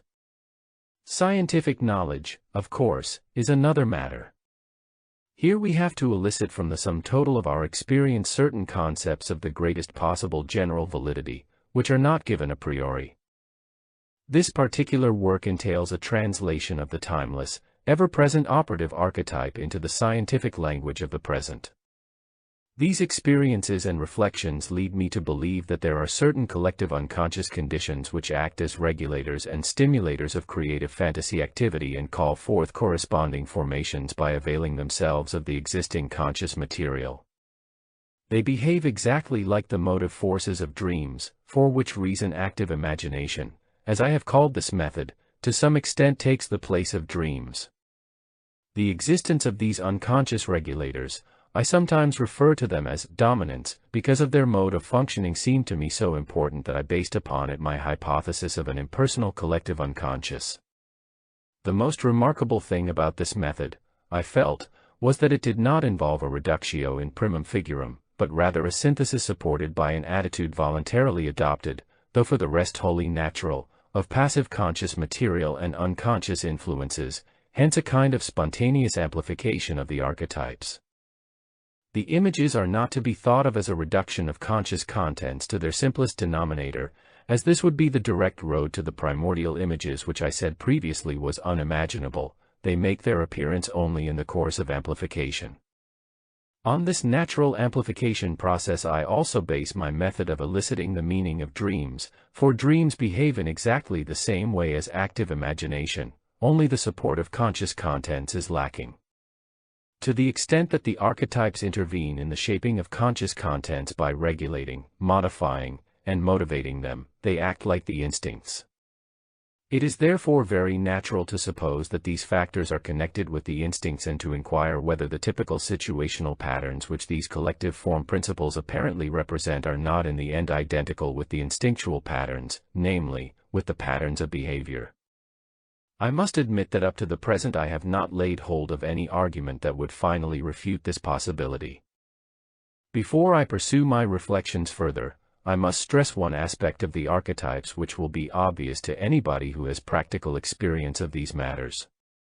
That is, the archetypes have, when they appear, a distinctly numinous character which can only be described as spiritual, if magical is too strong a word. Consequently, this phenomenon is of the utmost significance for the psychology of religion. In its effects it is anything but unambiguous. It can be healing or destructive, but never indifferent, provided of course that it has attained a certain degree of clarity. This aspect deserves the epithet spiritual above all else. It not infrequently happens that the archetype appears in the form of a spirit in dreams or fantasy products, or even comports itself like a ghost. There is a mystical aura about its numinosity, and it has a corresponding effect upon the emotions. It mobilizes philosophical and religious convictions in the very people who deem themselves miles above any such fits of weakness. Often it drives with unexampled passion and remorseless logic towards its goal and draws the subject under its spell, from which despite the most desperate resistance he is unable, and finally no longer even willing, to break free, because the experience brings with it a depth and fullness of meaning that was unthinkable before. I fully appreciate the resistance that all rooted convictions are bound to put up against psychological discoveries of this kind. With more foreboding than real knowledge, most people feel afraid of the menacing power that lies fettered in each of us, only waiting for the magic word to release it from the spell. This magic word, which always ends in ism, works most successfully with those who have the least access to their interior selves and have strayed the furthest from their instinctual roots into the truly chaotic world of collective consciousness. In spite or perhaps because of its affinity with instinct, the archetype represents the authentic element of spirit, but a spirit which is not to be identified with the human intellect, since it is the latter spiritus rector. The essential content of all mythologies and all religions and all isms is archetypal. The archetype is spirit or pseudo-spirit. What it ultimately proves to be depends on the attitude of the human mind. Archetype and instinct are the most polar opposites imaginable, as can easily be seen when one compares a man who is ruled by his instinctual drives with a man who is seized by the spirit. But, just as between all opposites there obtains so does a bond that no position can be established or even thought of without its corresponding negation, so in this case also, less extremes esse touchant. They belong together as correspondences, which is not to say that the one is derivable from the other, but that they subsist side by side as reflections in our own minds of the opposition that underlies all psychic energy. Man finds himself simultaneously driven to act and free to reflect. This contrariety in his nature has no moral significance, for instinct is not in itself bad any more than spirit is good. Both can be both. Negative electricity is as good as positive electricity. First and foremost it is electricity. The psychological opposites, too, must be regarded from a scientific standpoint. True opposites are never incommensurables. If they were they could never unite. All contrariety notwithstanding, they do show a constant propensity to union, and Nicholas of Cusa defined God himself as a complexio oppositorum. Opposites are extreme qualities in any state, by virtue of which that state is perceived to be real, for they form a potential. The psyche is made up of processes whose energy springs from the equilibration of all kinds of opposites. The spirit-instinct antithesis is only one of the commonest formulations, but it has the advantage of reducing the greatest number of the most important and most complex psychic processes to a common denominator. So regarded, psychic processes seem to be balances of energy flowing between spirit and instinct, though the question of whether a process is to be described as spiritual or as instinctual remains shrouded in darkness. Such evaluation or interpretation depends entirely upon the standpoint or state of the conscious mind. A poorly developed consciousness, for instance, which because of mass projections is inordinately impressed by concrete or apparently concrete things and states, will naturally see in the instinctual drives the source of all reality. It remains blissfully unaware of the spirituality of such a philosophical surmise, and is convinced that with this opinion it has established the essential instinctuality of all psychic processes. Conversely, a consciousness that finds itself in opposition to the instincts can, in consequence of the enormous influence then exerted by the archetypes, so subordinate instinct to spirit that the most grotesque spiritual complications may arise out of what are undoubtedly biological happenings. Here the instinctuality of the fanaticism needed for such an operation is ignored. Psychic processes therefore behave like a scale along which consciousness slides. At one moment it finds itself in the vicinity of instinct, and falls under its influence. At another, it slides along to the other end where spirit predominates and even assimilates the instinctual processes most opposed to it. These counterpositions, so fruitful of illusion, are by no means symptoms of the abnormal. On the contrary, they form the twin poles of that psychic one-sidedness which is typical of the normal man of today. Naturally, this does not manifest itself only in the spirit-instinct antithesis, it assumes many other forms, as I have shown in my psychological types. This sliding consciousness is thoroughly characteristic of modern men. But the one-sidedness it causes can be removed by what I have called the realization of the shadow. A less poetic and more scientific-looking Greco-Latin neologism could easily have been coined for this operation. In psychology, however, one is to be dissuaded from ventures of this sort, at least when dealing with eminently practical problems. Among these is the realization of the shadow, the growing awareness of the inferior part of the personality, which should not be twisted into an intellectual activity, for it has far more the meaning of a suffering and a passion that implicate the whole man. The essence of that which has to be realized and assimilated has been expressed so trenchantly and so plastically in poetic language by the word shadow that it would be almost presumptuous not to avail oneself of this linguistic heritage. Even the term inferior part of the personality is inadequate and misleading, whereas shadow presumes nothing that would rigidly fix its content. The man without a shadow is statistically the commonest human type, one who imagines he actually is only what he cares to know about himself. Unfortunately, neither the so-called religious man nor the man of scientific pretensions forms any exception to this rule. Confrontation with an archetype or instinct is an ethical problem of the first magnitude, the urgency of which is felt only by people who find themselves faced with the need to assimilate the unconscious and integrate their personalities. This only falls to the lot of the man who realizes that he has a neurosis or that all is not well with his psychic constitution. These are certainly not the majority. The common man, who is preponderantly a mass man, acts on the principle of realizing nothing, nor does he need to, because for him the only thing that commits mistakes is that vast anonymity conventionally known as state or society. But once a man knows that he is, or should be, responsible, he feels responsible also for his psychic constitution, the more so the more clearly he sees what he would have to be in order to become healthier, more stable, and more efficient. Once he is on the way to assimilating the unconscious, he can be certain that he will escape no difficulty that is an integral part of his nature. The mass man, on the other hand, has the privilege of being at all times not guilty of the social and political catastrophes in which the whole world is engulfed. His final calculation is thrown out accordingly, whereas the other at least has the possibility of finding a spiritual point of vantage, a kingdom that is not of this world. It would be an unpardonable sin of omission were one to overlook the feeling value of the archetype. This is extremely important both theoretically and therapeutically. As a numinous factor, the archetype determines the nature of the configurational process and the course it will follow, with seeming foreknowledge, or as though it were already in possession of the goal to be circumscribed by the centering process. I would like to make the way in which the archetype functions clear from this simple example.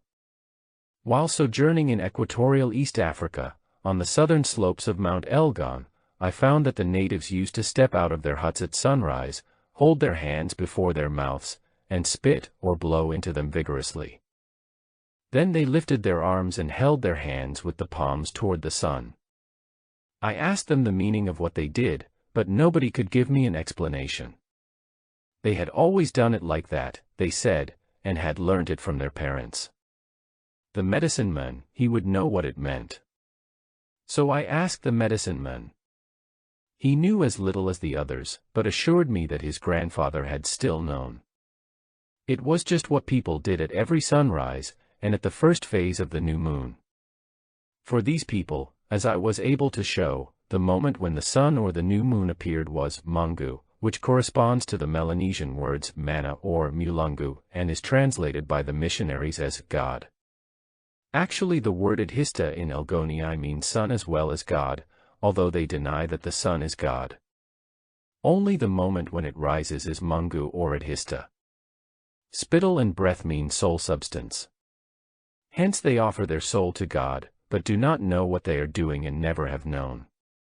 They do it, motivated by the same preconscious archetype which the ancient Egyptians, on their monuments, also ascribed to the sun-worshipping dog-headed baboon, albeit in full knowledge that this ritual gesture was in honor of God. The behavior of the Elgonii certainly strikes us as exceedingly primitive, but we forget that the educated Westerner behaves no differently. What the meaning of the Christmas tree might be our forefathers knew even less than ourselves, and it is only quite recently that we have bothered to find out at all. The archetype is pure, unvitiated nature, and it is nature that causes man to utter words and perform actions whose meaning is unconscious to him, so unconscious that he no longer gives it a thought. A later, more conscious humanity, faced with such meaningful things whose meaning none could declare, hit upon the idea that these must be the last vestiges of a golden age, when there were men who knew all things and taught wisdom to the nations.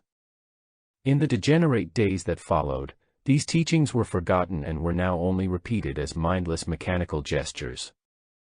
In view of the findings of modern psychology, it cannot be doubted that there are preconscious archetypes which were never conscious and can be established only indirectly through their effects upon the conscious contents. There is in my opinion no tenable argument against the hypothesis that all the psychic functions which today seem conscious to us were once unconscious and yet worked as if they were conscious. We could also say that all the psychic phenomena to be found in man were already present in the natural unconscious state. To this it might be objected that it would then be far from clear why there is such a thing as consciousness at all.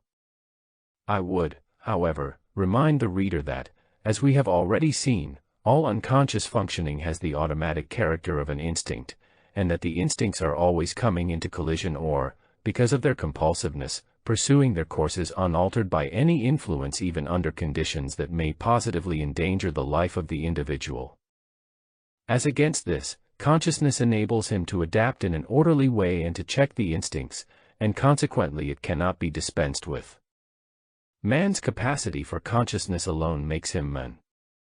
The achievement of a synthesis of conscious and unconscious contents, and the conscious realization of the archetype's effects upon the conscious contents, represents the climax of a concentrated spiritual and psychic effort, insofar as this is undertaken consciously and of set purpose.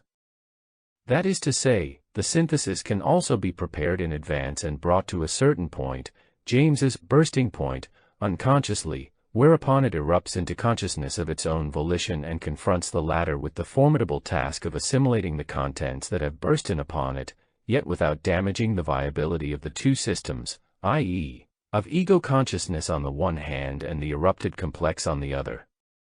Classical examples of this process are Paul's conversion and the Trinity vision of Nicholas of Flue. By means of active imagination, we are put in a position of advantage, for we can then make the discovery of the archetype without sinking back into the instinctual sphere, which would only lead to blank unconsciousness or, worse still, to some kind of intellectual substitute for instinct. This means, to employ once more the simile of the spectrum, that the instinctual image is to be located not at the red end but at the violet end of the color band. The dynamism of instinct is lodged as it were in the infrared part of the spectrum, whereas the instinctual image lies in the ultraviolet part. If we remember our color symbolism, then, as I have said, red is not such a bad match for instinct. But for spirit, as might be expected, blue would be a better match than violet.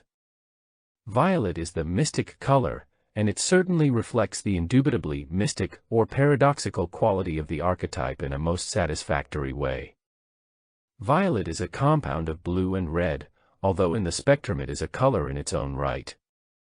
Now, it is, as it happens, rather more than just an edifying thought if we feel bound to emphasize that the archetype is more accurately characterized by violet, For, as well as being an image in its own right, it is at the same time a dynamism which makes itself felt in the numinosity and fascinating power of the archetypal image. The realization and assimilation of instinct never take place at the red end, i.e., by absorption into the instinctual sphere, but only through integration of the image which signifies and at the same time evokes the instinct, although in a form quite different from the one we meet on the biological level. When Faust remarks to Wagner, "You are conscious only of the single urge, oh may you never learn to know the other," this is a saying that could equally well be applied to instinct in general. It has two aspects. On the one hand, it is experienced as physiological dynamism, while on the other hand its multitudinous forms enter into consciousness as images and groups of images, where they develop numinous effects which offer, or appear to offer, the strictest possible contrast to instinct physiologically regarded. For anyone acquainted with religious phenomenology, it is an open secret that although physical and spiritual passion are deadly enemies, they are nevertheless brothers in arms, for which reason it often needs the merest touch to convert the one into the other. Both are real, and together they form a pair of opposites, which is one of the most fruitful sources of psychic energy. There is no point in deriving one from the other in order to give primacy to one of them. Even if we know only one at first, and do not notice the other until much later, that does not prove that the other was not there all the time. Hot cannot be derived from cold, nor high from low. An opposition either exists in its binary form or it does not exist at all, and a being without opposites is completely unthinkable, as it would be impossible to establish its existence. Absorption into the instinctual sphere, therefore, does not and cannot lead to conscious realization and assimilation of instinct, because consciousness struggles in a regular panic against being swallowed up in the primitivity and unconsciousness of sheer instinctuality. This fear is the eternal burden of the hero myth and the theme of countless taboos. The closer one comes to the instinct world, the more violent is the urge to shy away from it and to rescue the light of consciousness from the murks of the sultry abyss.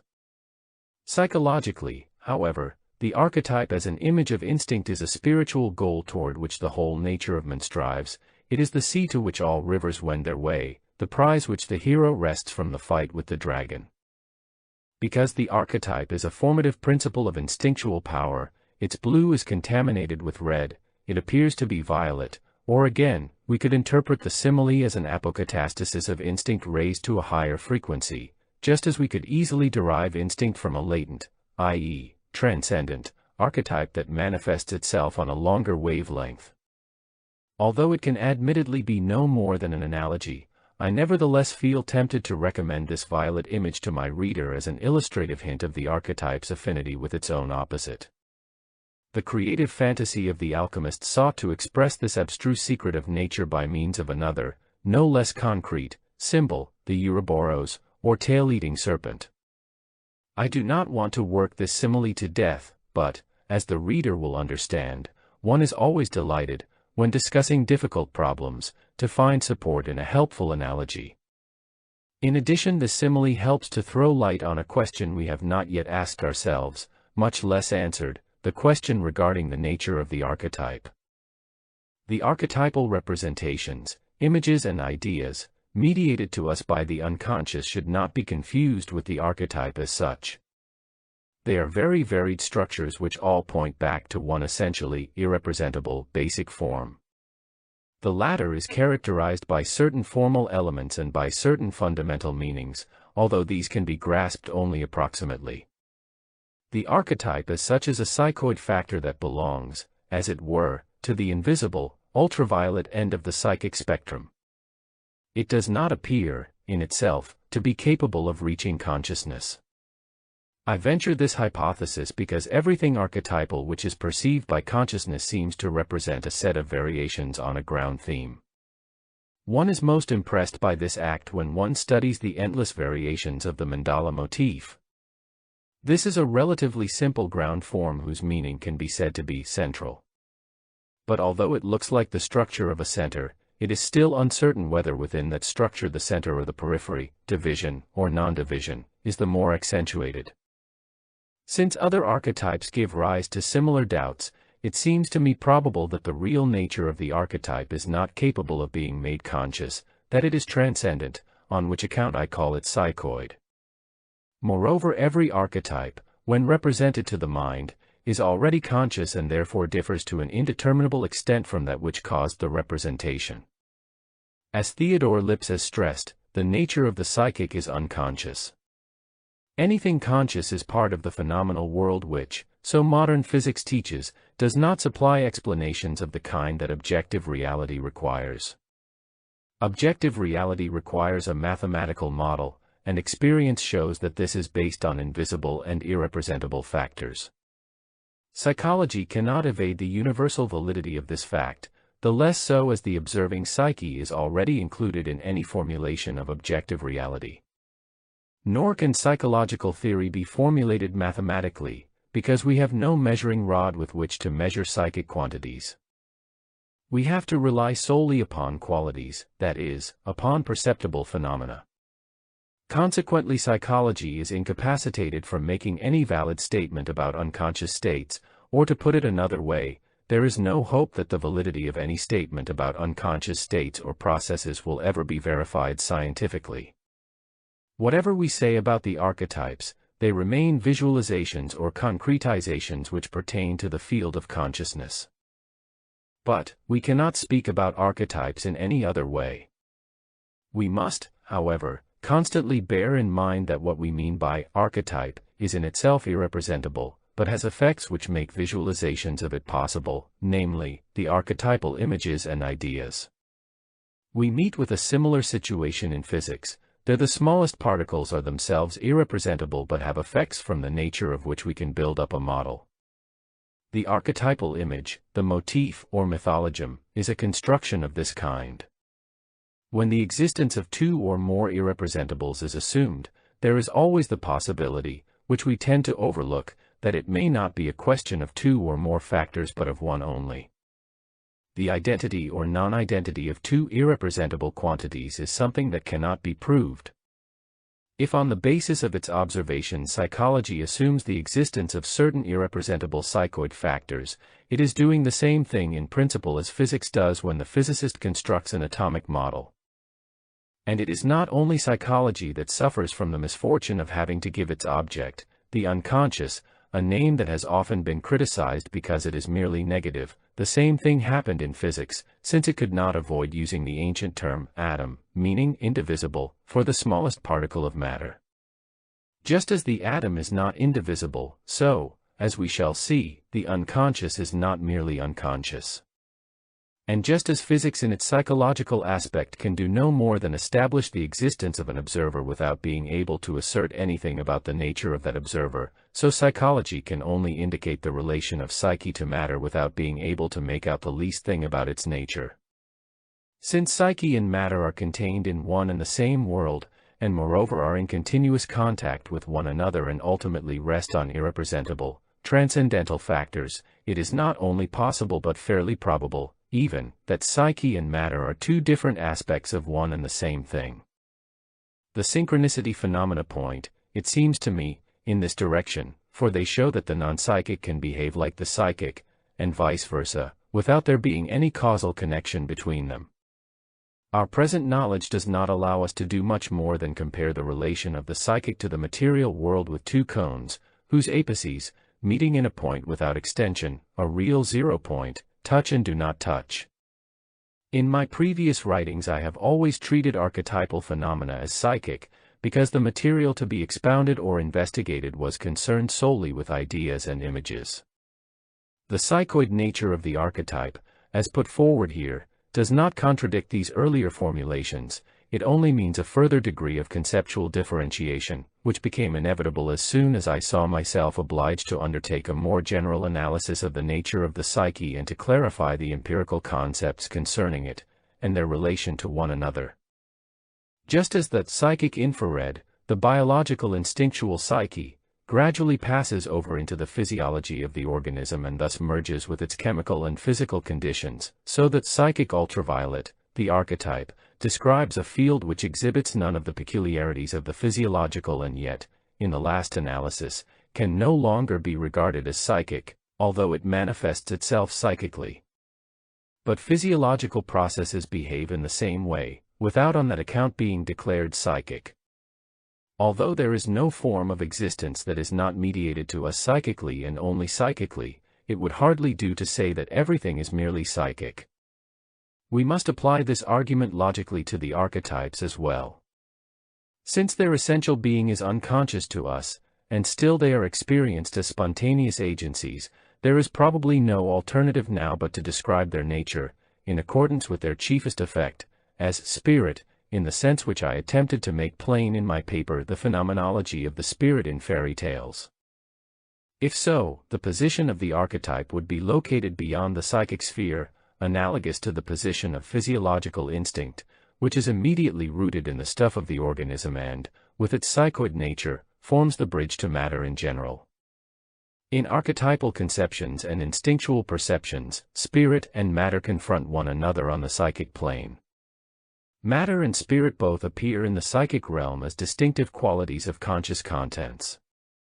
The ultimate nature of both is transcendental, that is, irrepresentable, since the psyche and its contents are the only reality which is given to us without a medium.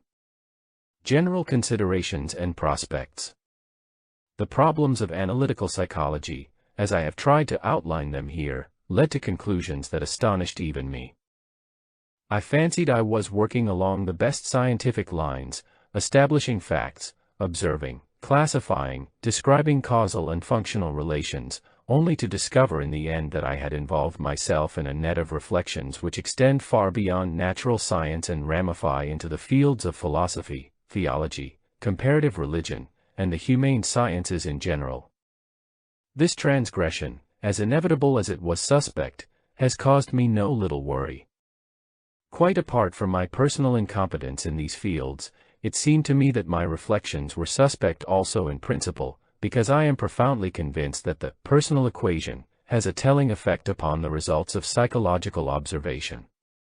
The tragic thing is that psychology has no self-consistent mathematics at its disposal, but only a calculus of subjective prejudices. Also, it lacks the immense advantage of an Archimedean point such as physics enjoys. The latter observes the physical world from the psychic standpoint and can translate it into psychic terms. The psyche, on the other hand, observes itself and can only translate the psychic back into the psychic.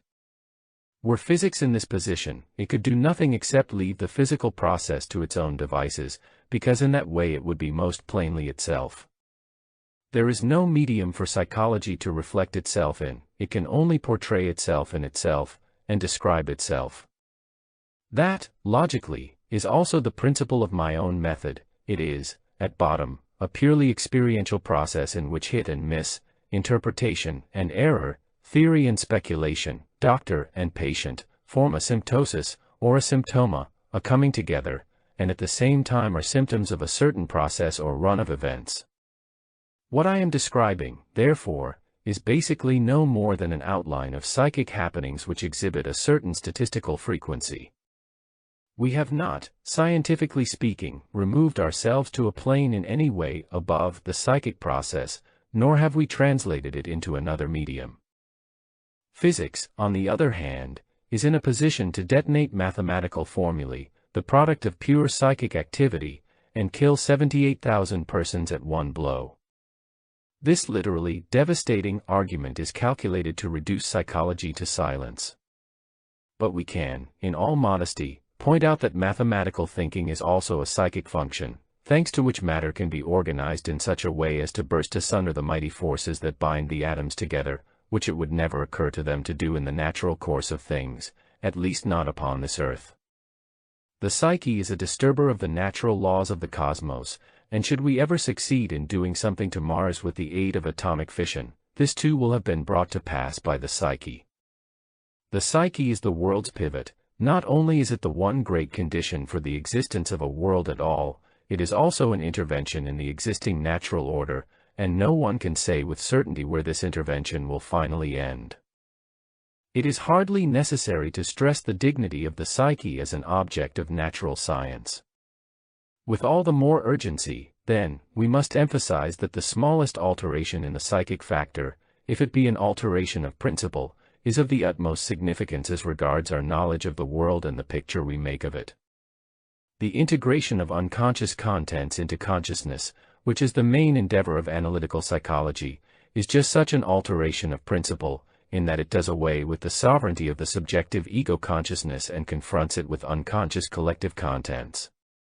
Accordingly, ego consciousness seems to be dependent on two factors: firstly, on the conditions of the collective, i.e., the social, consciousness, and secondly, on the archetypes, or dominants, of the collective unconscious. The latter fall phenomenologically into two categories, instinctual and archetypal. The first includes the natural impulses, the second the dominants that emerge into consciousness as universal ideas. Between the contents of collective consciousness, which purport to be generally accepted truths, and those of the collective unconscious, there is so pronounced a contrast that the latter are rejected as totally irrational, not to say meaningless, and are most unjustifiably excluded from the scientific purview as though they did not exist. However, psychic phenomena of this kind exist with a vengeance, and if they appear nonsensical to us, that only proves that we do not understand them. Once their existence is recognized, they can no longer be banished from our world picture, even though the prevailing conscious Weltanschauung proves to be incapable of grasping the phenomena in question. A conscientious study of these phenomena quickly reveals their uncommon significance, and we can hardly avoid the conclusion that between collective consciousness and the collective unconscious there is an almost unbridgeable gulf over which the subject finds himself suspended. As a rule, collective consciousness wins hands down with its reasonable generalities that cause the average intelligence no difficulty whatever. It still believes in the necessary connection of cause and effect and has scarcely taken note of the fact that causality has become relative. The shortest distance between 2 points is still, for it, a straight line, although physics has to reckon with innumerable shortest distances, which strikes the educated Philistine of today as exquisitely absurd. Nevertheless, the impressive explosion at Hiroshima has induced an awestruck respect for even the most abstruse alembications of modern physics. The explosion which we recently had occasion to witness in Europe, though far more terrible in its repercussions, was recognized as an unmitigated psychic disaster only by the few. Rather than do this, people prefer the most preposterous political and economic theories, which are about as useful as explaining the Hiroshima explosion as the chance hit of a large meteorite. If the subjective consciousness prefers the ideas and opinions of collective consciousness and identifies with them, then the contents of the collective unconscious are repressed. The repression has typical consequences. The energy charge of the repressed contents adds itself, in some measure, to that of the repressing factor, whose effectiveness is increased accordingly. The higher its charge mounts, the more the repressive attitude acquires a fanatical character and the nearer it comes to conversion into its opposite, i.e., an enantiodromia. And the more highly charged the collective consciousness, the more the ego forfeits its practical importance. It is, as it were, absorbed by the opinions and tendencies of collective consciousness, and the result of that is the mass man, the ever-ready victim of some wretched ism. The ego keeps its integrity only if it does not identify with one of the opposites, and it understands how to hold the balance between them. This is possible only if it remains conscious of both at once. However, the necessary insight is made exceedingly difficult not by one's social and political leaders alone, but also by one's religious mentors. They all want decision in favor of one thing, and therefore the utter identification of the individual with a necessarily one-sided truth. Even if it were a question of some great truth, identification with it would still be a catastrophe, as it arrests all further spiritual development. Instead of knowledge, one then has only belief, and sometimes that is more convenient and therefore more attractive. If, on the other hand, the content of the collective unconscious is realized, if the existence and efficacy of archetypal representations are acknowledged, then a violent conflict usually breaks out between what Fechner has called the daytime and the nighttime view. Medieval man, and modern man too, in so far as he has kept the attitude of the past, lived fully conscious of the discord between worldliness, which was subject to the princeps huius mundi, St. John, and the will of God. For centuries this contradiction was demonstrated before his very eyes by the struggle between imperial and papal power. On the moral plane the conflict swelled to the everlasting cosmic tug-of-war between good and evil in which man was implicated on account of original sin. The medieval man had not yet fallen such a helpless victim to worldliness as the contemporary mass man, for, to offset the notorious and, so to speak, tangible powers of this world, he still acknowledged the equally influential metaphysical potencies which demanded to be taken into account. Although in one respect he was politically and socially unfree and without rights, e.g., as a serf, and also found himself in the extremely disagreeable situation of being tyrannized over by black superstition, he was at least biologically nearer to that unconscious wholeness which primitive man enjoys in even larger measure, and the wild animal possesses to perfection. Looked at from the standpoint of modern consciousness, the position of medieval man seems as deplorable as it is in need of improvement. But the much-needed broadening of the mind by science has only replaced medieval one-sidedness, namely, that age-old unconsciousness which once predominated and has gradually become defunctive, by a new one-sidedness, the overvaluation of scientifically attested views.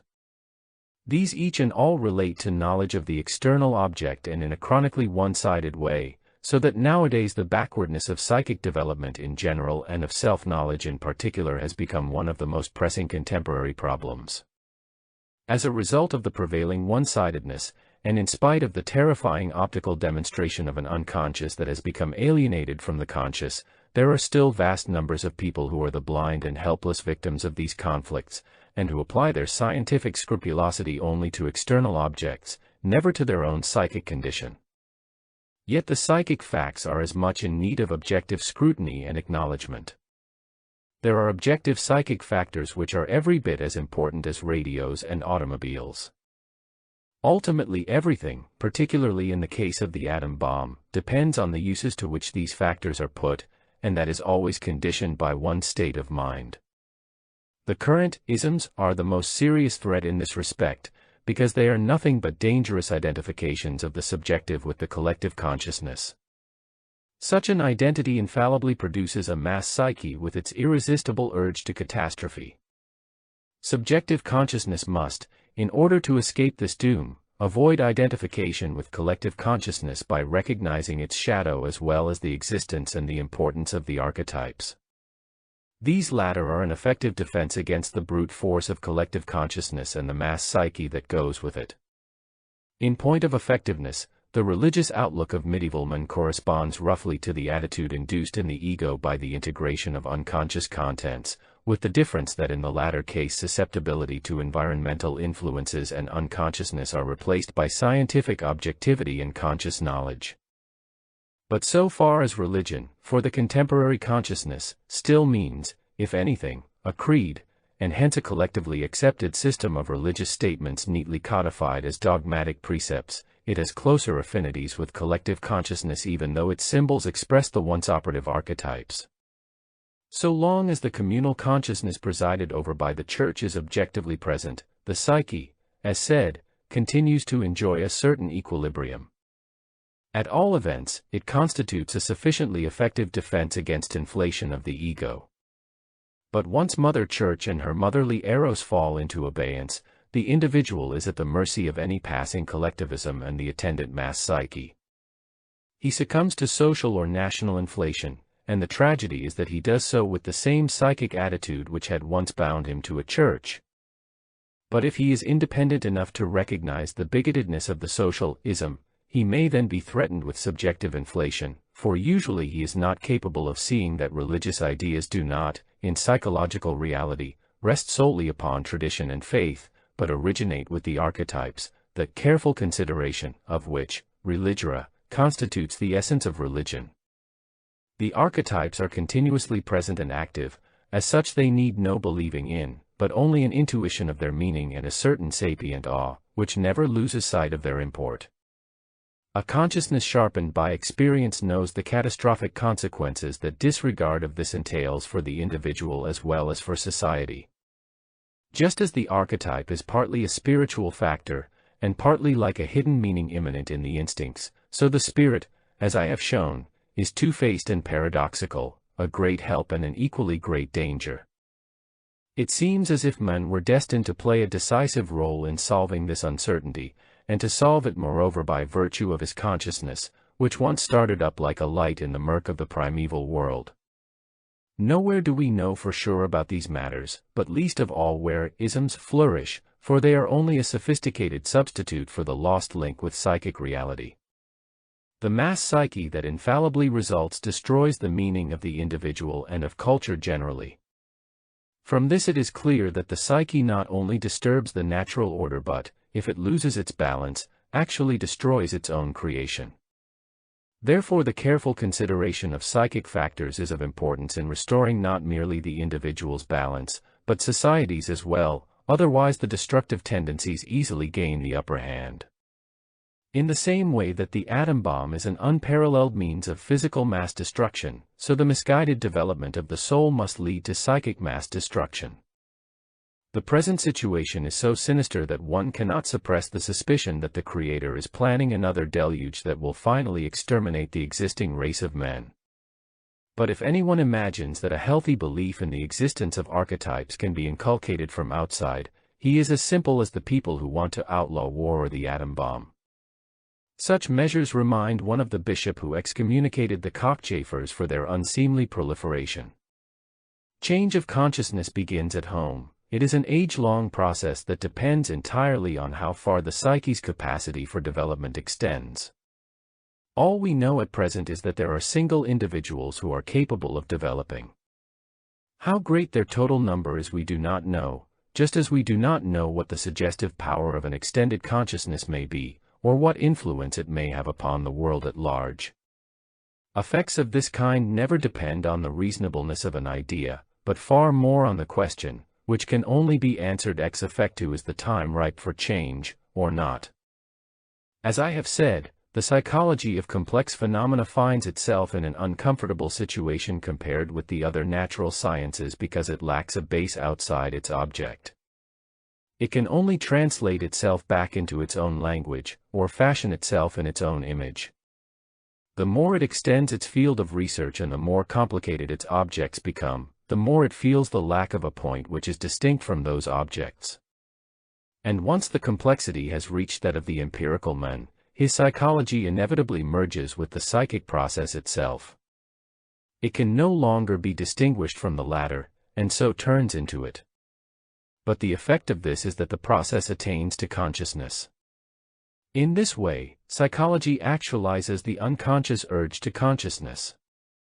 It is, in fact, the coming to consciousness of the psychic process, but it is not, in the deeper sense, an explanation of this process, for no explanation of the psychic can be anything other than the living process of the psyche itself.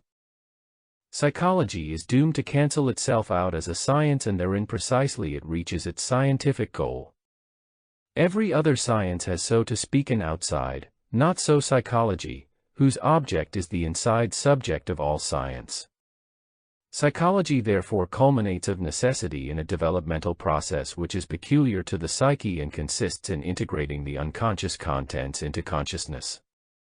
This means that the psychic human being becomes a whole, and becoming whole has remarkable effects on ego consciousness which are extremely difficult to describe. I doubt my ability to give a proper account of the change that comes over the subject under the influence of the individuation process. It is a relatively rare occurrence, which is experienced only by those who have gone through the wearisome but, if the unconscious is to be integrated, indispensable business of coming to terms with the unconscious components of the personality. Once these unconscious components are made conscious, it results not only in their assimilation to the already existing ego personality, but in a transformation of the latter. The main difficulty is to describe the manner of this transformation. Generally speaking, the ego is a hard and fast complex which, because tied to consciousness and its continuity, cannot easily be altered, and should not be altered unless one wants to bring on pathological disturbances. The closest analogies to an alteration of the ego are to be found in the field of psychopathology, where we meet not only with neurotic dissociations but also with the schizophrenic fragmentation, or even dissolution, of the ego. In this field, too, we can observe pathological attempts at integration, if such an expression be permitted.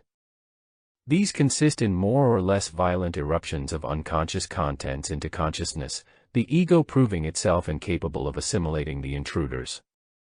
But if the structure of the ego complex is strong enough to withstand their assault without having its framework fatally dislocated, then assimilation can take place. In that event there is an alteration of the ego as well as of the unconscious contents. Although it is able to preserve its structure, the ego is ousted from its central and dominating position and thus finds itself in the role of a passive observer who lacks the power to assert his will under all circumstances, not so much because it has been weakened in any way, as because certain considerations give it pause. That is, the ego cannot help discovering that the afflux of unconscious contents has vitalized the personality, enriched it and created a figure that somehow dwarfs the ego in scope and intensity. This experience paralyzes an over-egocentric will and convinces the ego that in spite of all difficulties it is better to be taken down a peg than to get involved in a hopeless struggle in which one is invariably handed the dirty end of the stick. In this way the will, as disposable energy, gradually subordinates itself to the stronger factor, namely to the new totality figure I call the self. Naturally, in these circumstances there is the greatest temptation simply to follow the power instinct and to identify the ego with the self outright, in order to keep up the illusion of the ego's mastery. In other cases the ego proves too weak to offer the necessary resistance to the influx of unconscious contents and is thereupon assimilated by the unconscious, which produces a blurring or darkening of ego consciousness and its identification with the preconscious wholeness. Both these developments make the realization of the self impossible, and at the same time are fatal to the maintenance of ego consciousness. They amount, therefore, to pathological effects. The psychic phenomena recently observable in Germany fall into this category. It is abundantly clear that such an abasement du niveau mental, i.e., the overpowering of the ego by unconscious contents and the consequent identification with a preconscious wholeness, possesses a prodigious psychic virulence, or power of contagion, and is capable of the most disastrous results. Developments of this kind should, therefore, be watched very carefully. They require the closest control. I would recommend anyone who feels himself threatened by such tendencies to hang a picture of Saint Christopher on the wall and to meditate upon it. For the self has a functional meaning only when it can act compensatorily to ego consciousness. If the ego is dissolved in identification with the self, it gives rise to a sort of nebulous Superman with a puffed-up ego and a deflated self. Such a personage, however savior-like or baleful his demeanor, lacks the scintilla, the soul spark, the little wisp of divine light that never burns more brightly than when it has to struggle against the invading darkness. What would the rainbow be were it not limned against the lowering cloud? This simile is intended to remind the reader that pathological analogies of the individuation process are not the only ones. There are spiritual monuments of quite another kind, and they are positive illustrations of our process. Above all I would mention the koans of Zen Buddhism, those sublime paradoxes that light up, as with a flash of lightning, the inscrutable interrelations between ego and self. In very different language, St. John of the Cross has made the same problem more readily accessible to the Westerner in his account of the dark night of the soul. That we find it needful to draw analogies from psychopathology and from both Eastern and Western mysticism is only to be expected. The individuation process is, psychically, a borderline phenomenon which needs special conditions in order to become conscious. Perhaps it is the first step along a path of development to be trodden by the men of the future, a path which, for the time being, has taken a pathological turn and landed Europe in catastrophe. To one familiar with our psychology, it may seem a waste of time to keep harping on the long-established difference between becoming conscious and the coming to be of the self, individuation. But again and again I note that the individuation process is confused with the coming of the ego into consciousness and that the ego is in consequence identified with the self, which naturally produces a hopeless conceptual muddle. Individuation is then nothing but ego-centeredness and autoeroticism. But the self comprises infinitely more than a mere ego, as the symbolism has shown from of old. It is as much one's self, and all other selves, as the ego. Individuation does not shut one out from the world, but gathers the world to oneself. With this I would like to bring my exposition to an end. I have tried to sketch out the development and basic problems of our psychology and to communicate the quintessence, the very spirit, of this science. In view of the unusual difficulties of my theme, the reader may pardon the undue demands I have made upon his goodwill and attention.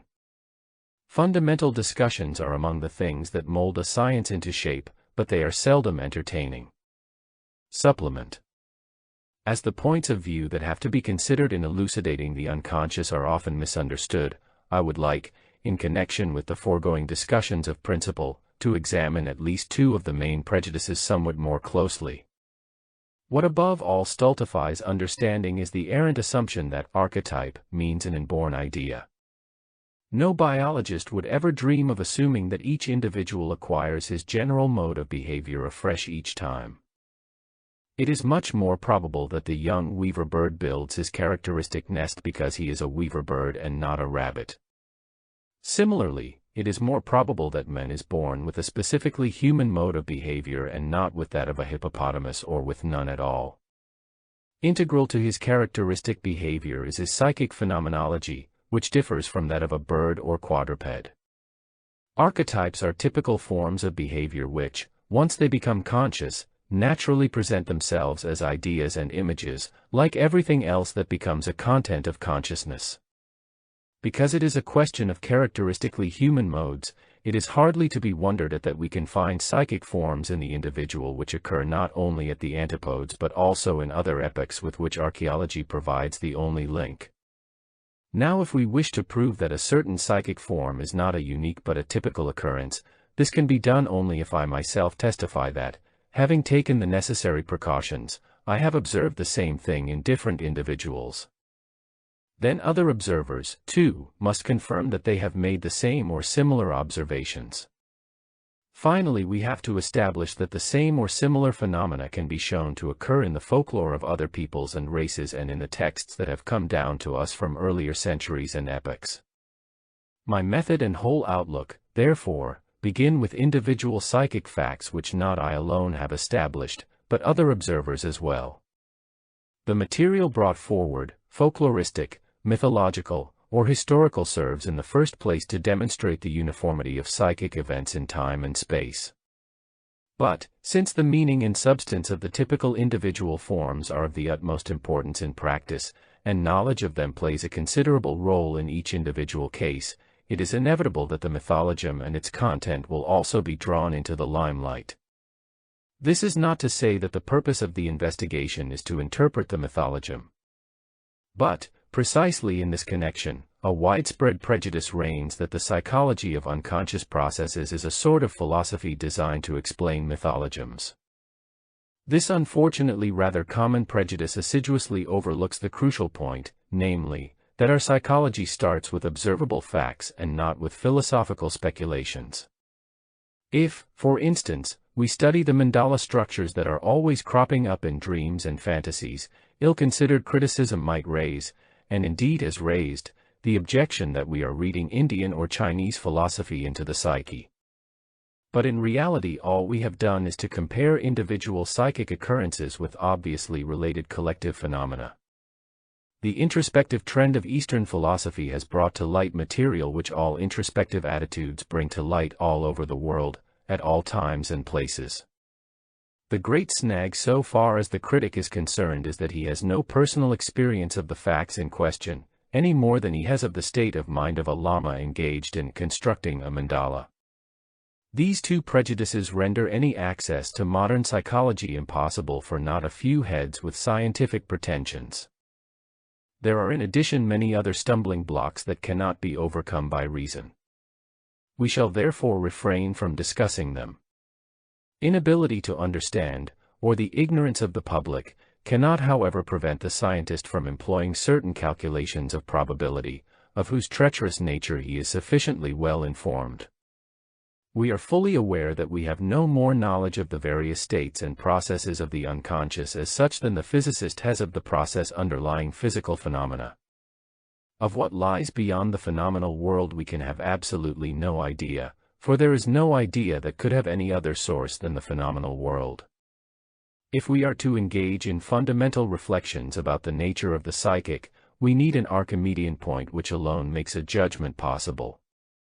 This can only be the non-psychic, for, as a living phenomenon, the psychic lies embedded in something that appears to be of a non-psychic nature. Although we perceive the latter as a psychic datum only, there are sufficient reasons for believing in its objective reality. This reality, so far as it lies outside our body's limits, is mediated to us chiefly by particles of light impinging on the retina of the eye. The organization of these particles produces a picture of the phenomenal world which depends essentially upon the constitution of the apperceiving psyche on the one hand, and upon that of the light medium on the other. The apperceiving consciousness has proved capable of a high degree of development, and constructs instruments with the help of which our range of seeing and hearing has been extended by many octaves. Consequently, the postulated reality of the phenomenal world as well as the subjective world of consciousness have undergone an unparalleled expansion. The existence of this remarkable correlation between consciousness and the phenomenal world, between subjective perception and objectively real processes, i.e., their energic effects, requires no further proof. As the phenomenal world is an aggregate of processes of atomic magnitude, it is naturally of the greatest importance to find out whether, and if so how, the photons, shall we say, enable us to gain a definite knowledge of the reality underlying the mediative energy processes. Experience has shown that light and matter both behave like separate particles and also like waves. This paradoxical conclusion obliged us to abandon, on the plane of atomic magnitudes, a causal description of nature in the ordinary space-time system, and in its place to set up invisible fields of probability in multidimensional spaces, which do in fact represent the state of our knowledge at present. Basic to this abstract scheme of explanation is a conception of reality that takes account of the uncontrollable effects the observer has upon the system observed, the result being that reality forfeits something of its objective character and that a subjective element attaches to the physicist's picture of the world.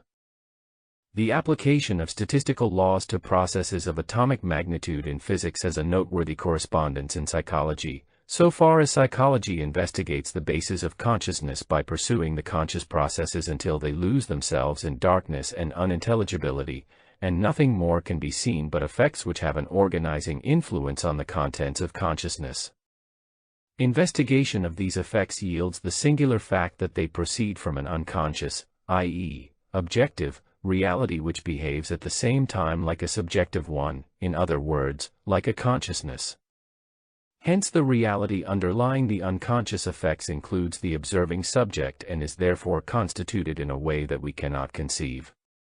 It is, at one and the same time, absolute subjectivity and universal truth, for in principle it can be shown to be present everywhere, which certainly cannot be said of conscious contents of a personalistic nature. The elusiveness, capriciousness, haziness, and uniqueness that the lay mind always associates with the idea of the psyche applies only to consciousness, and not to the absolute unconscious. The qualitatively rather than quantitatively definable units with which the unconscious works, namely the archetypes, therefore have a nature that cannot with certainty be designated as psychic. Although I have been led by purely psychological considerations to doubt the exclusively psychic nature of the archetypes, psychology sees itself obliged to revise its only psychic assumptions in the light of the physical findings too. Physics has demonstrated, as plainly as could be wished, that in the realm of atomic magnitudes an observer is postulated in objective reality, and that only on this condition is a satisfactory scheme of explanation possible. This means that a subjective element attaches to the physicist's world picture, and secondly that a connection necessarily exists between the psyche to be explained and the objective spacetime continuum. Since the physical continuum is inconceivable, it follows that we can form no picture of its psychic aspect either, which also necessarily exists. Nevertheless, the relative or partial identity of psyche and physical continuum is of the greatest importance theoretically, because it brings with it a tremendous simplification by bridging over the seeming incommensurability between the physical world and the psychic, not of course in any concrete way, but from the physical side by means of mathematical equations, and from the psychological side by means of empirically derived postulates, archetypes, whose content, if any, cannot be represented to the mind. Archetypes, so far as we can observe and experience them at all, manifest themselves only through their ability to organize images and ideas, and this is always an unconscious process which cannot be detected until afterwards. By assimilating ideational material whose provenance in the phenomenal world is not to be contested, they become visible and psychic. Therefore they are recognized at first only as psychic entities and are conceived as such, with the same right with which we base the physical phenomena of immediate perception on Euclidean space. Only when it comes to explaining psychic phenomena of a minimal degree of clarity are we driven to assume that archetypes must have a non-psychic aspect. Grounds for such a conclusion are supplied by the phenomena of synchronicity, which are associated with the activity of unconscious operators and have hitherto been regarded, or repudiated, as telepathy, etc. Skepticism should, however, be leveled only at incorrect theories and not at facts which exist in their own right. No unbiased observer can deny them. Resistance to the recognition of such facts rests principally on the repugnance people feel for an allegedly supernatural faculty tacked onto the psyche, like clairvoyance. The very diverse and confusing aspects of these phenomena are, so far as I can see at present, completely explicable on the assumption of a psychically relative spacetime continuum. As soon as a psychic content crosses the threshold of consciousness, the synchronistic marginal phenomena disappear, time and space resume their accustomed sway, and consciousness is once more isolated in its subjectivity. We have here one of those instances which can best be understood in terms of the physicist's idea of complementarity. When an unconscious content passes over into consciousness, its synchronistic manifestation ceases. Conversely, synchronistic phenomena can be evoked by putting the subject into an unconscious state, trance. The same relationship of complementarity can be observed just as easily in all those extremely common medical cases in which certain clinical symptoms disappear when the corresponding unconscious contents are made conscious. We also know that a number of psychosomatic phenomena which are otherwise outside the control of the will can be induced by hypnosis, that is, by this same restriction of consciousness. Professor Pauly formulates the physical side of the complementarity relationship here expressed as follows: it rests with the free choice of the experimenter, or observer, to decide which insights he will gain and which he will lose, or, to put it in popular language, whether he will measure A and ruin B or ruin A and measure B. It does not rest with him, however, to gain only insights and not lose any.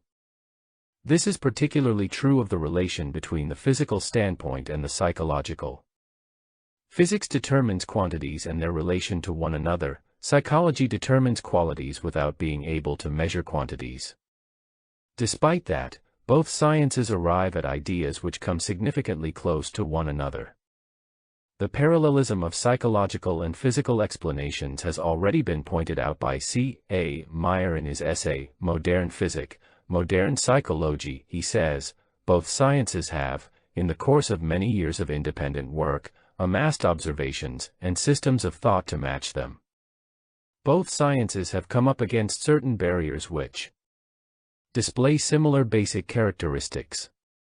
The object to be investigated, and the human investigator with his organs of sense and knowledge and their extensions, measuring instruments and procedures, are indissolubly bound together.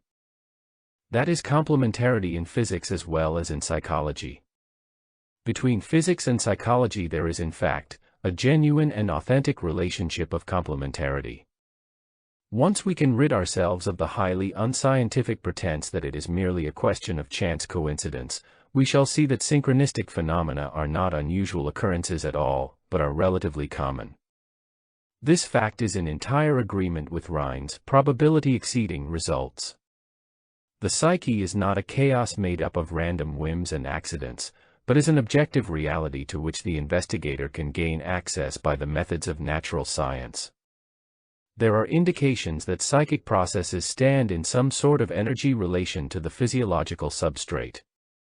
Insofar as they are objective events, they can hardly be interpreted as anything but energy processes, or to put it another way, in spite of the non-measurability of psychic processes, the perceptible changes affected by the psyche cannot possibly be understood except as a phenomenon of energy.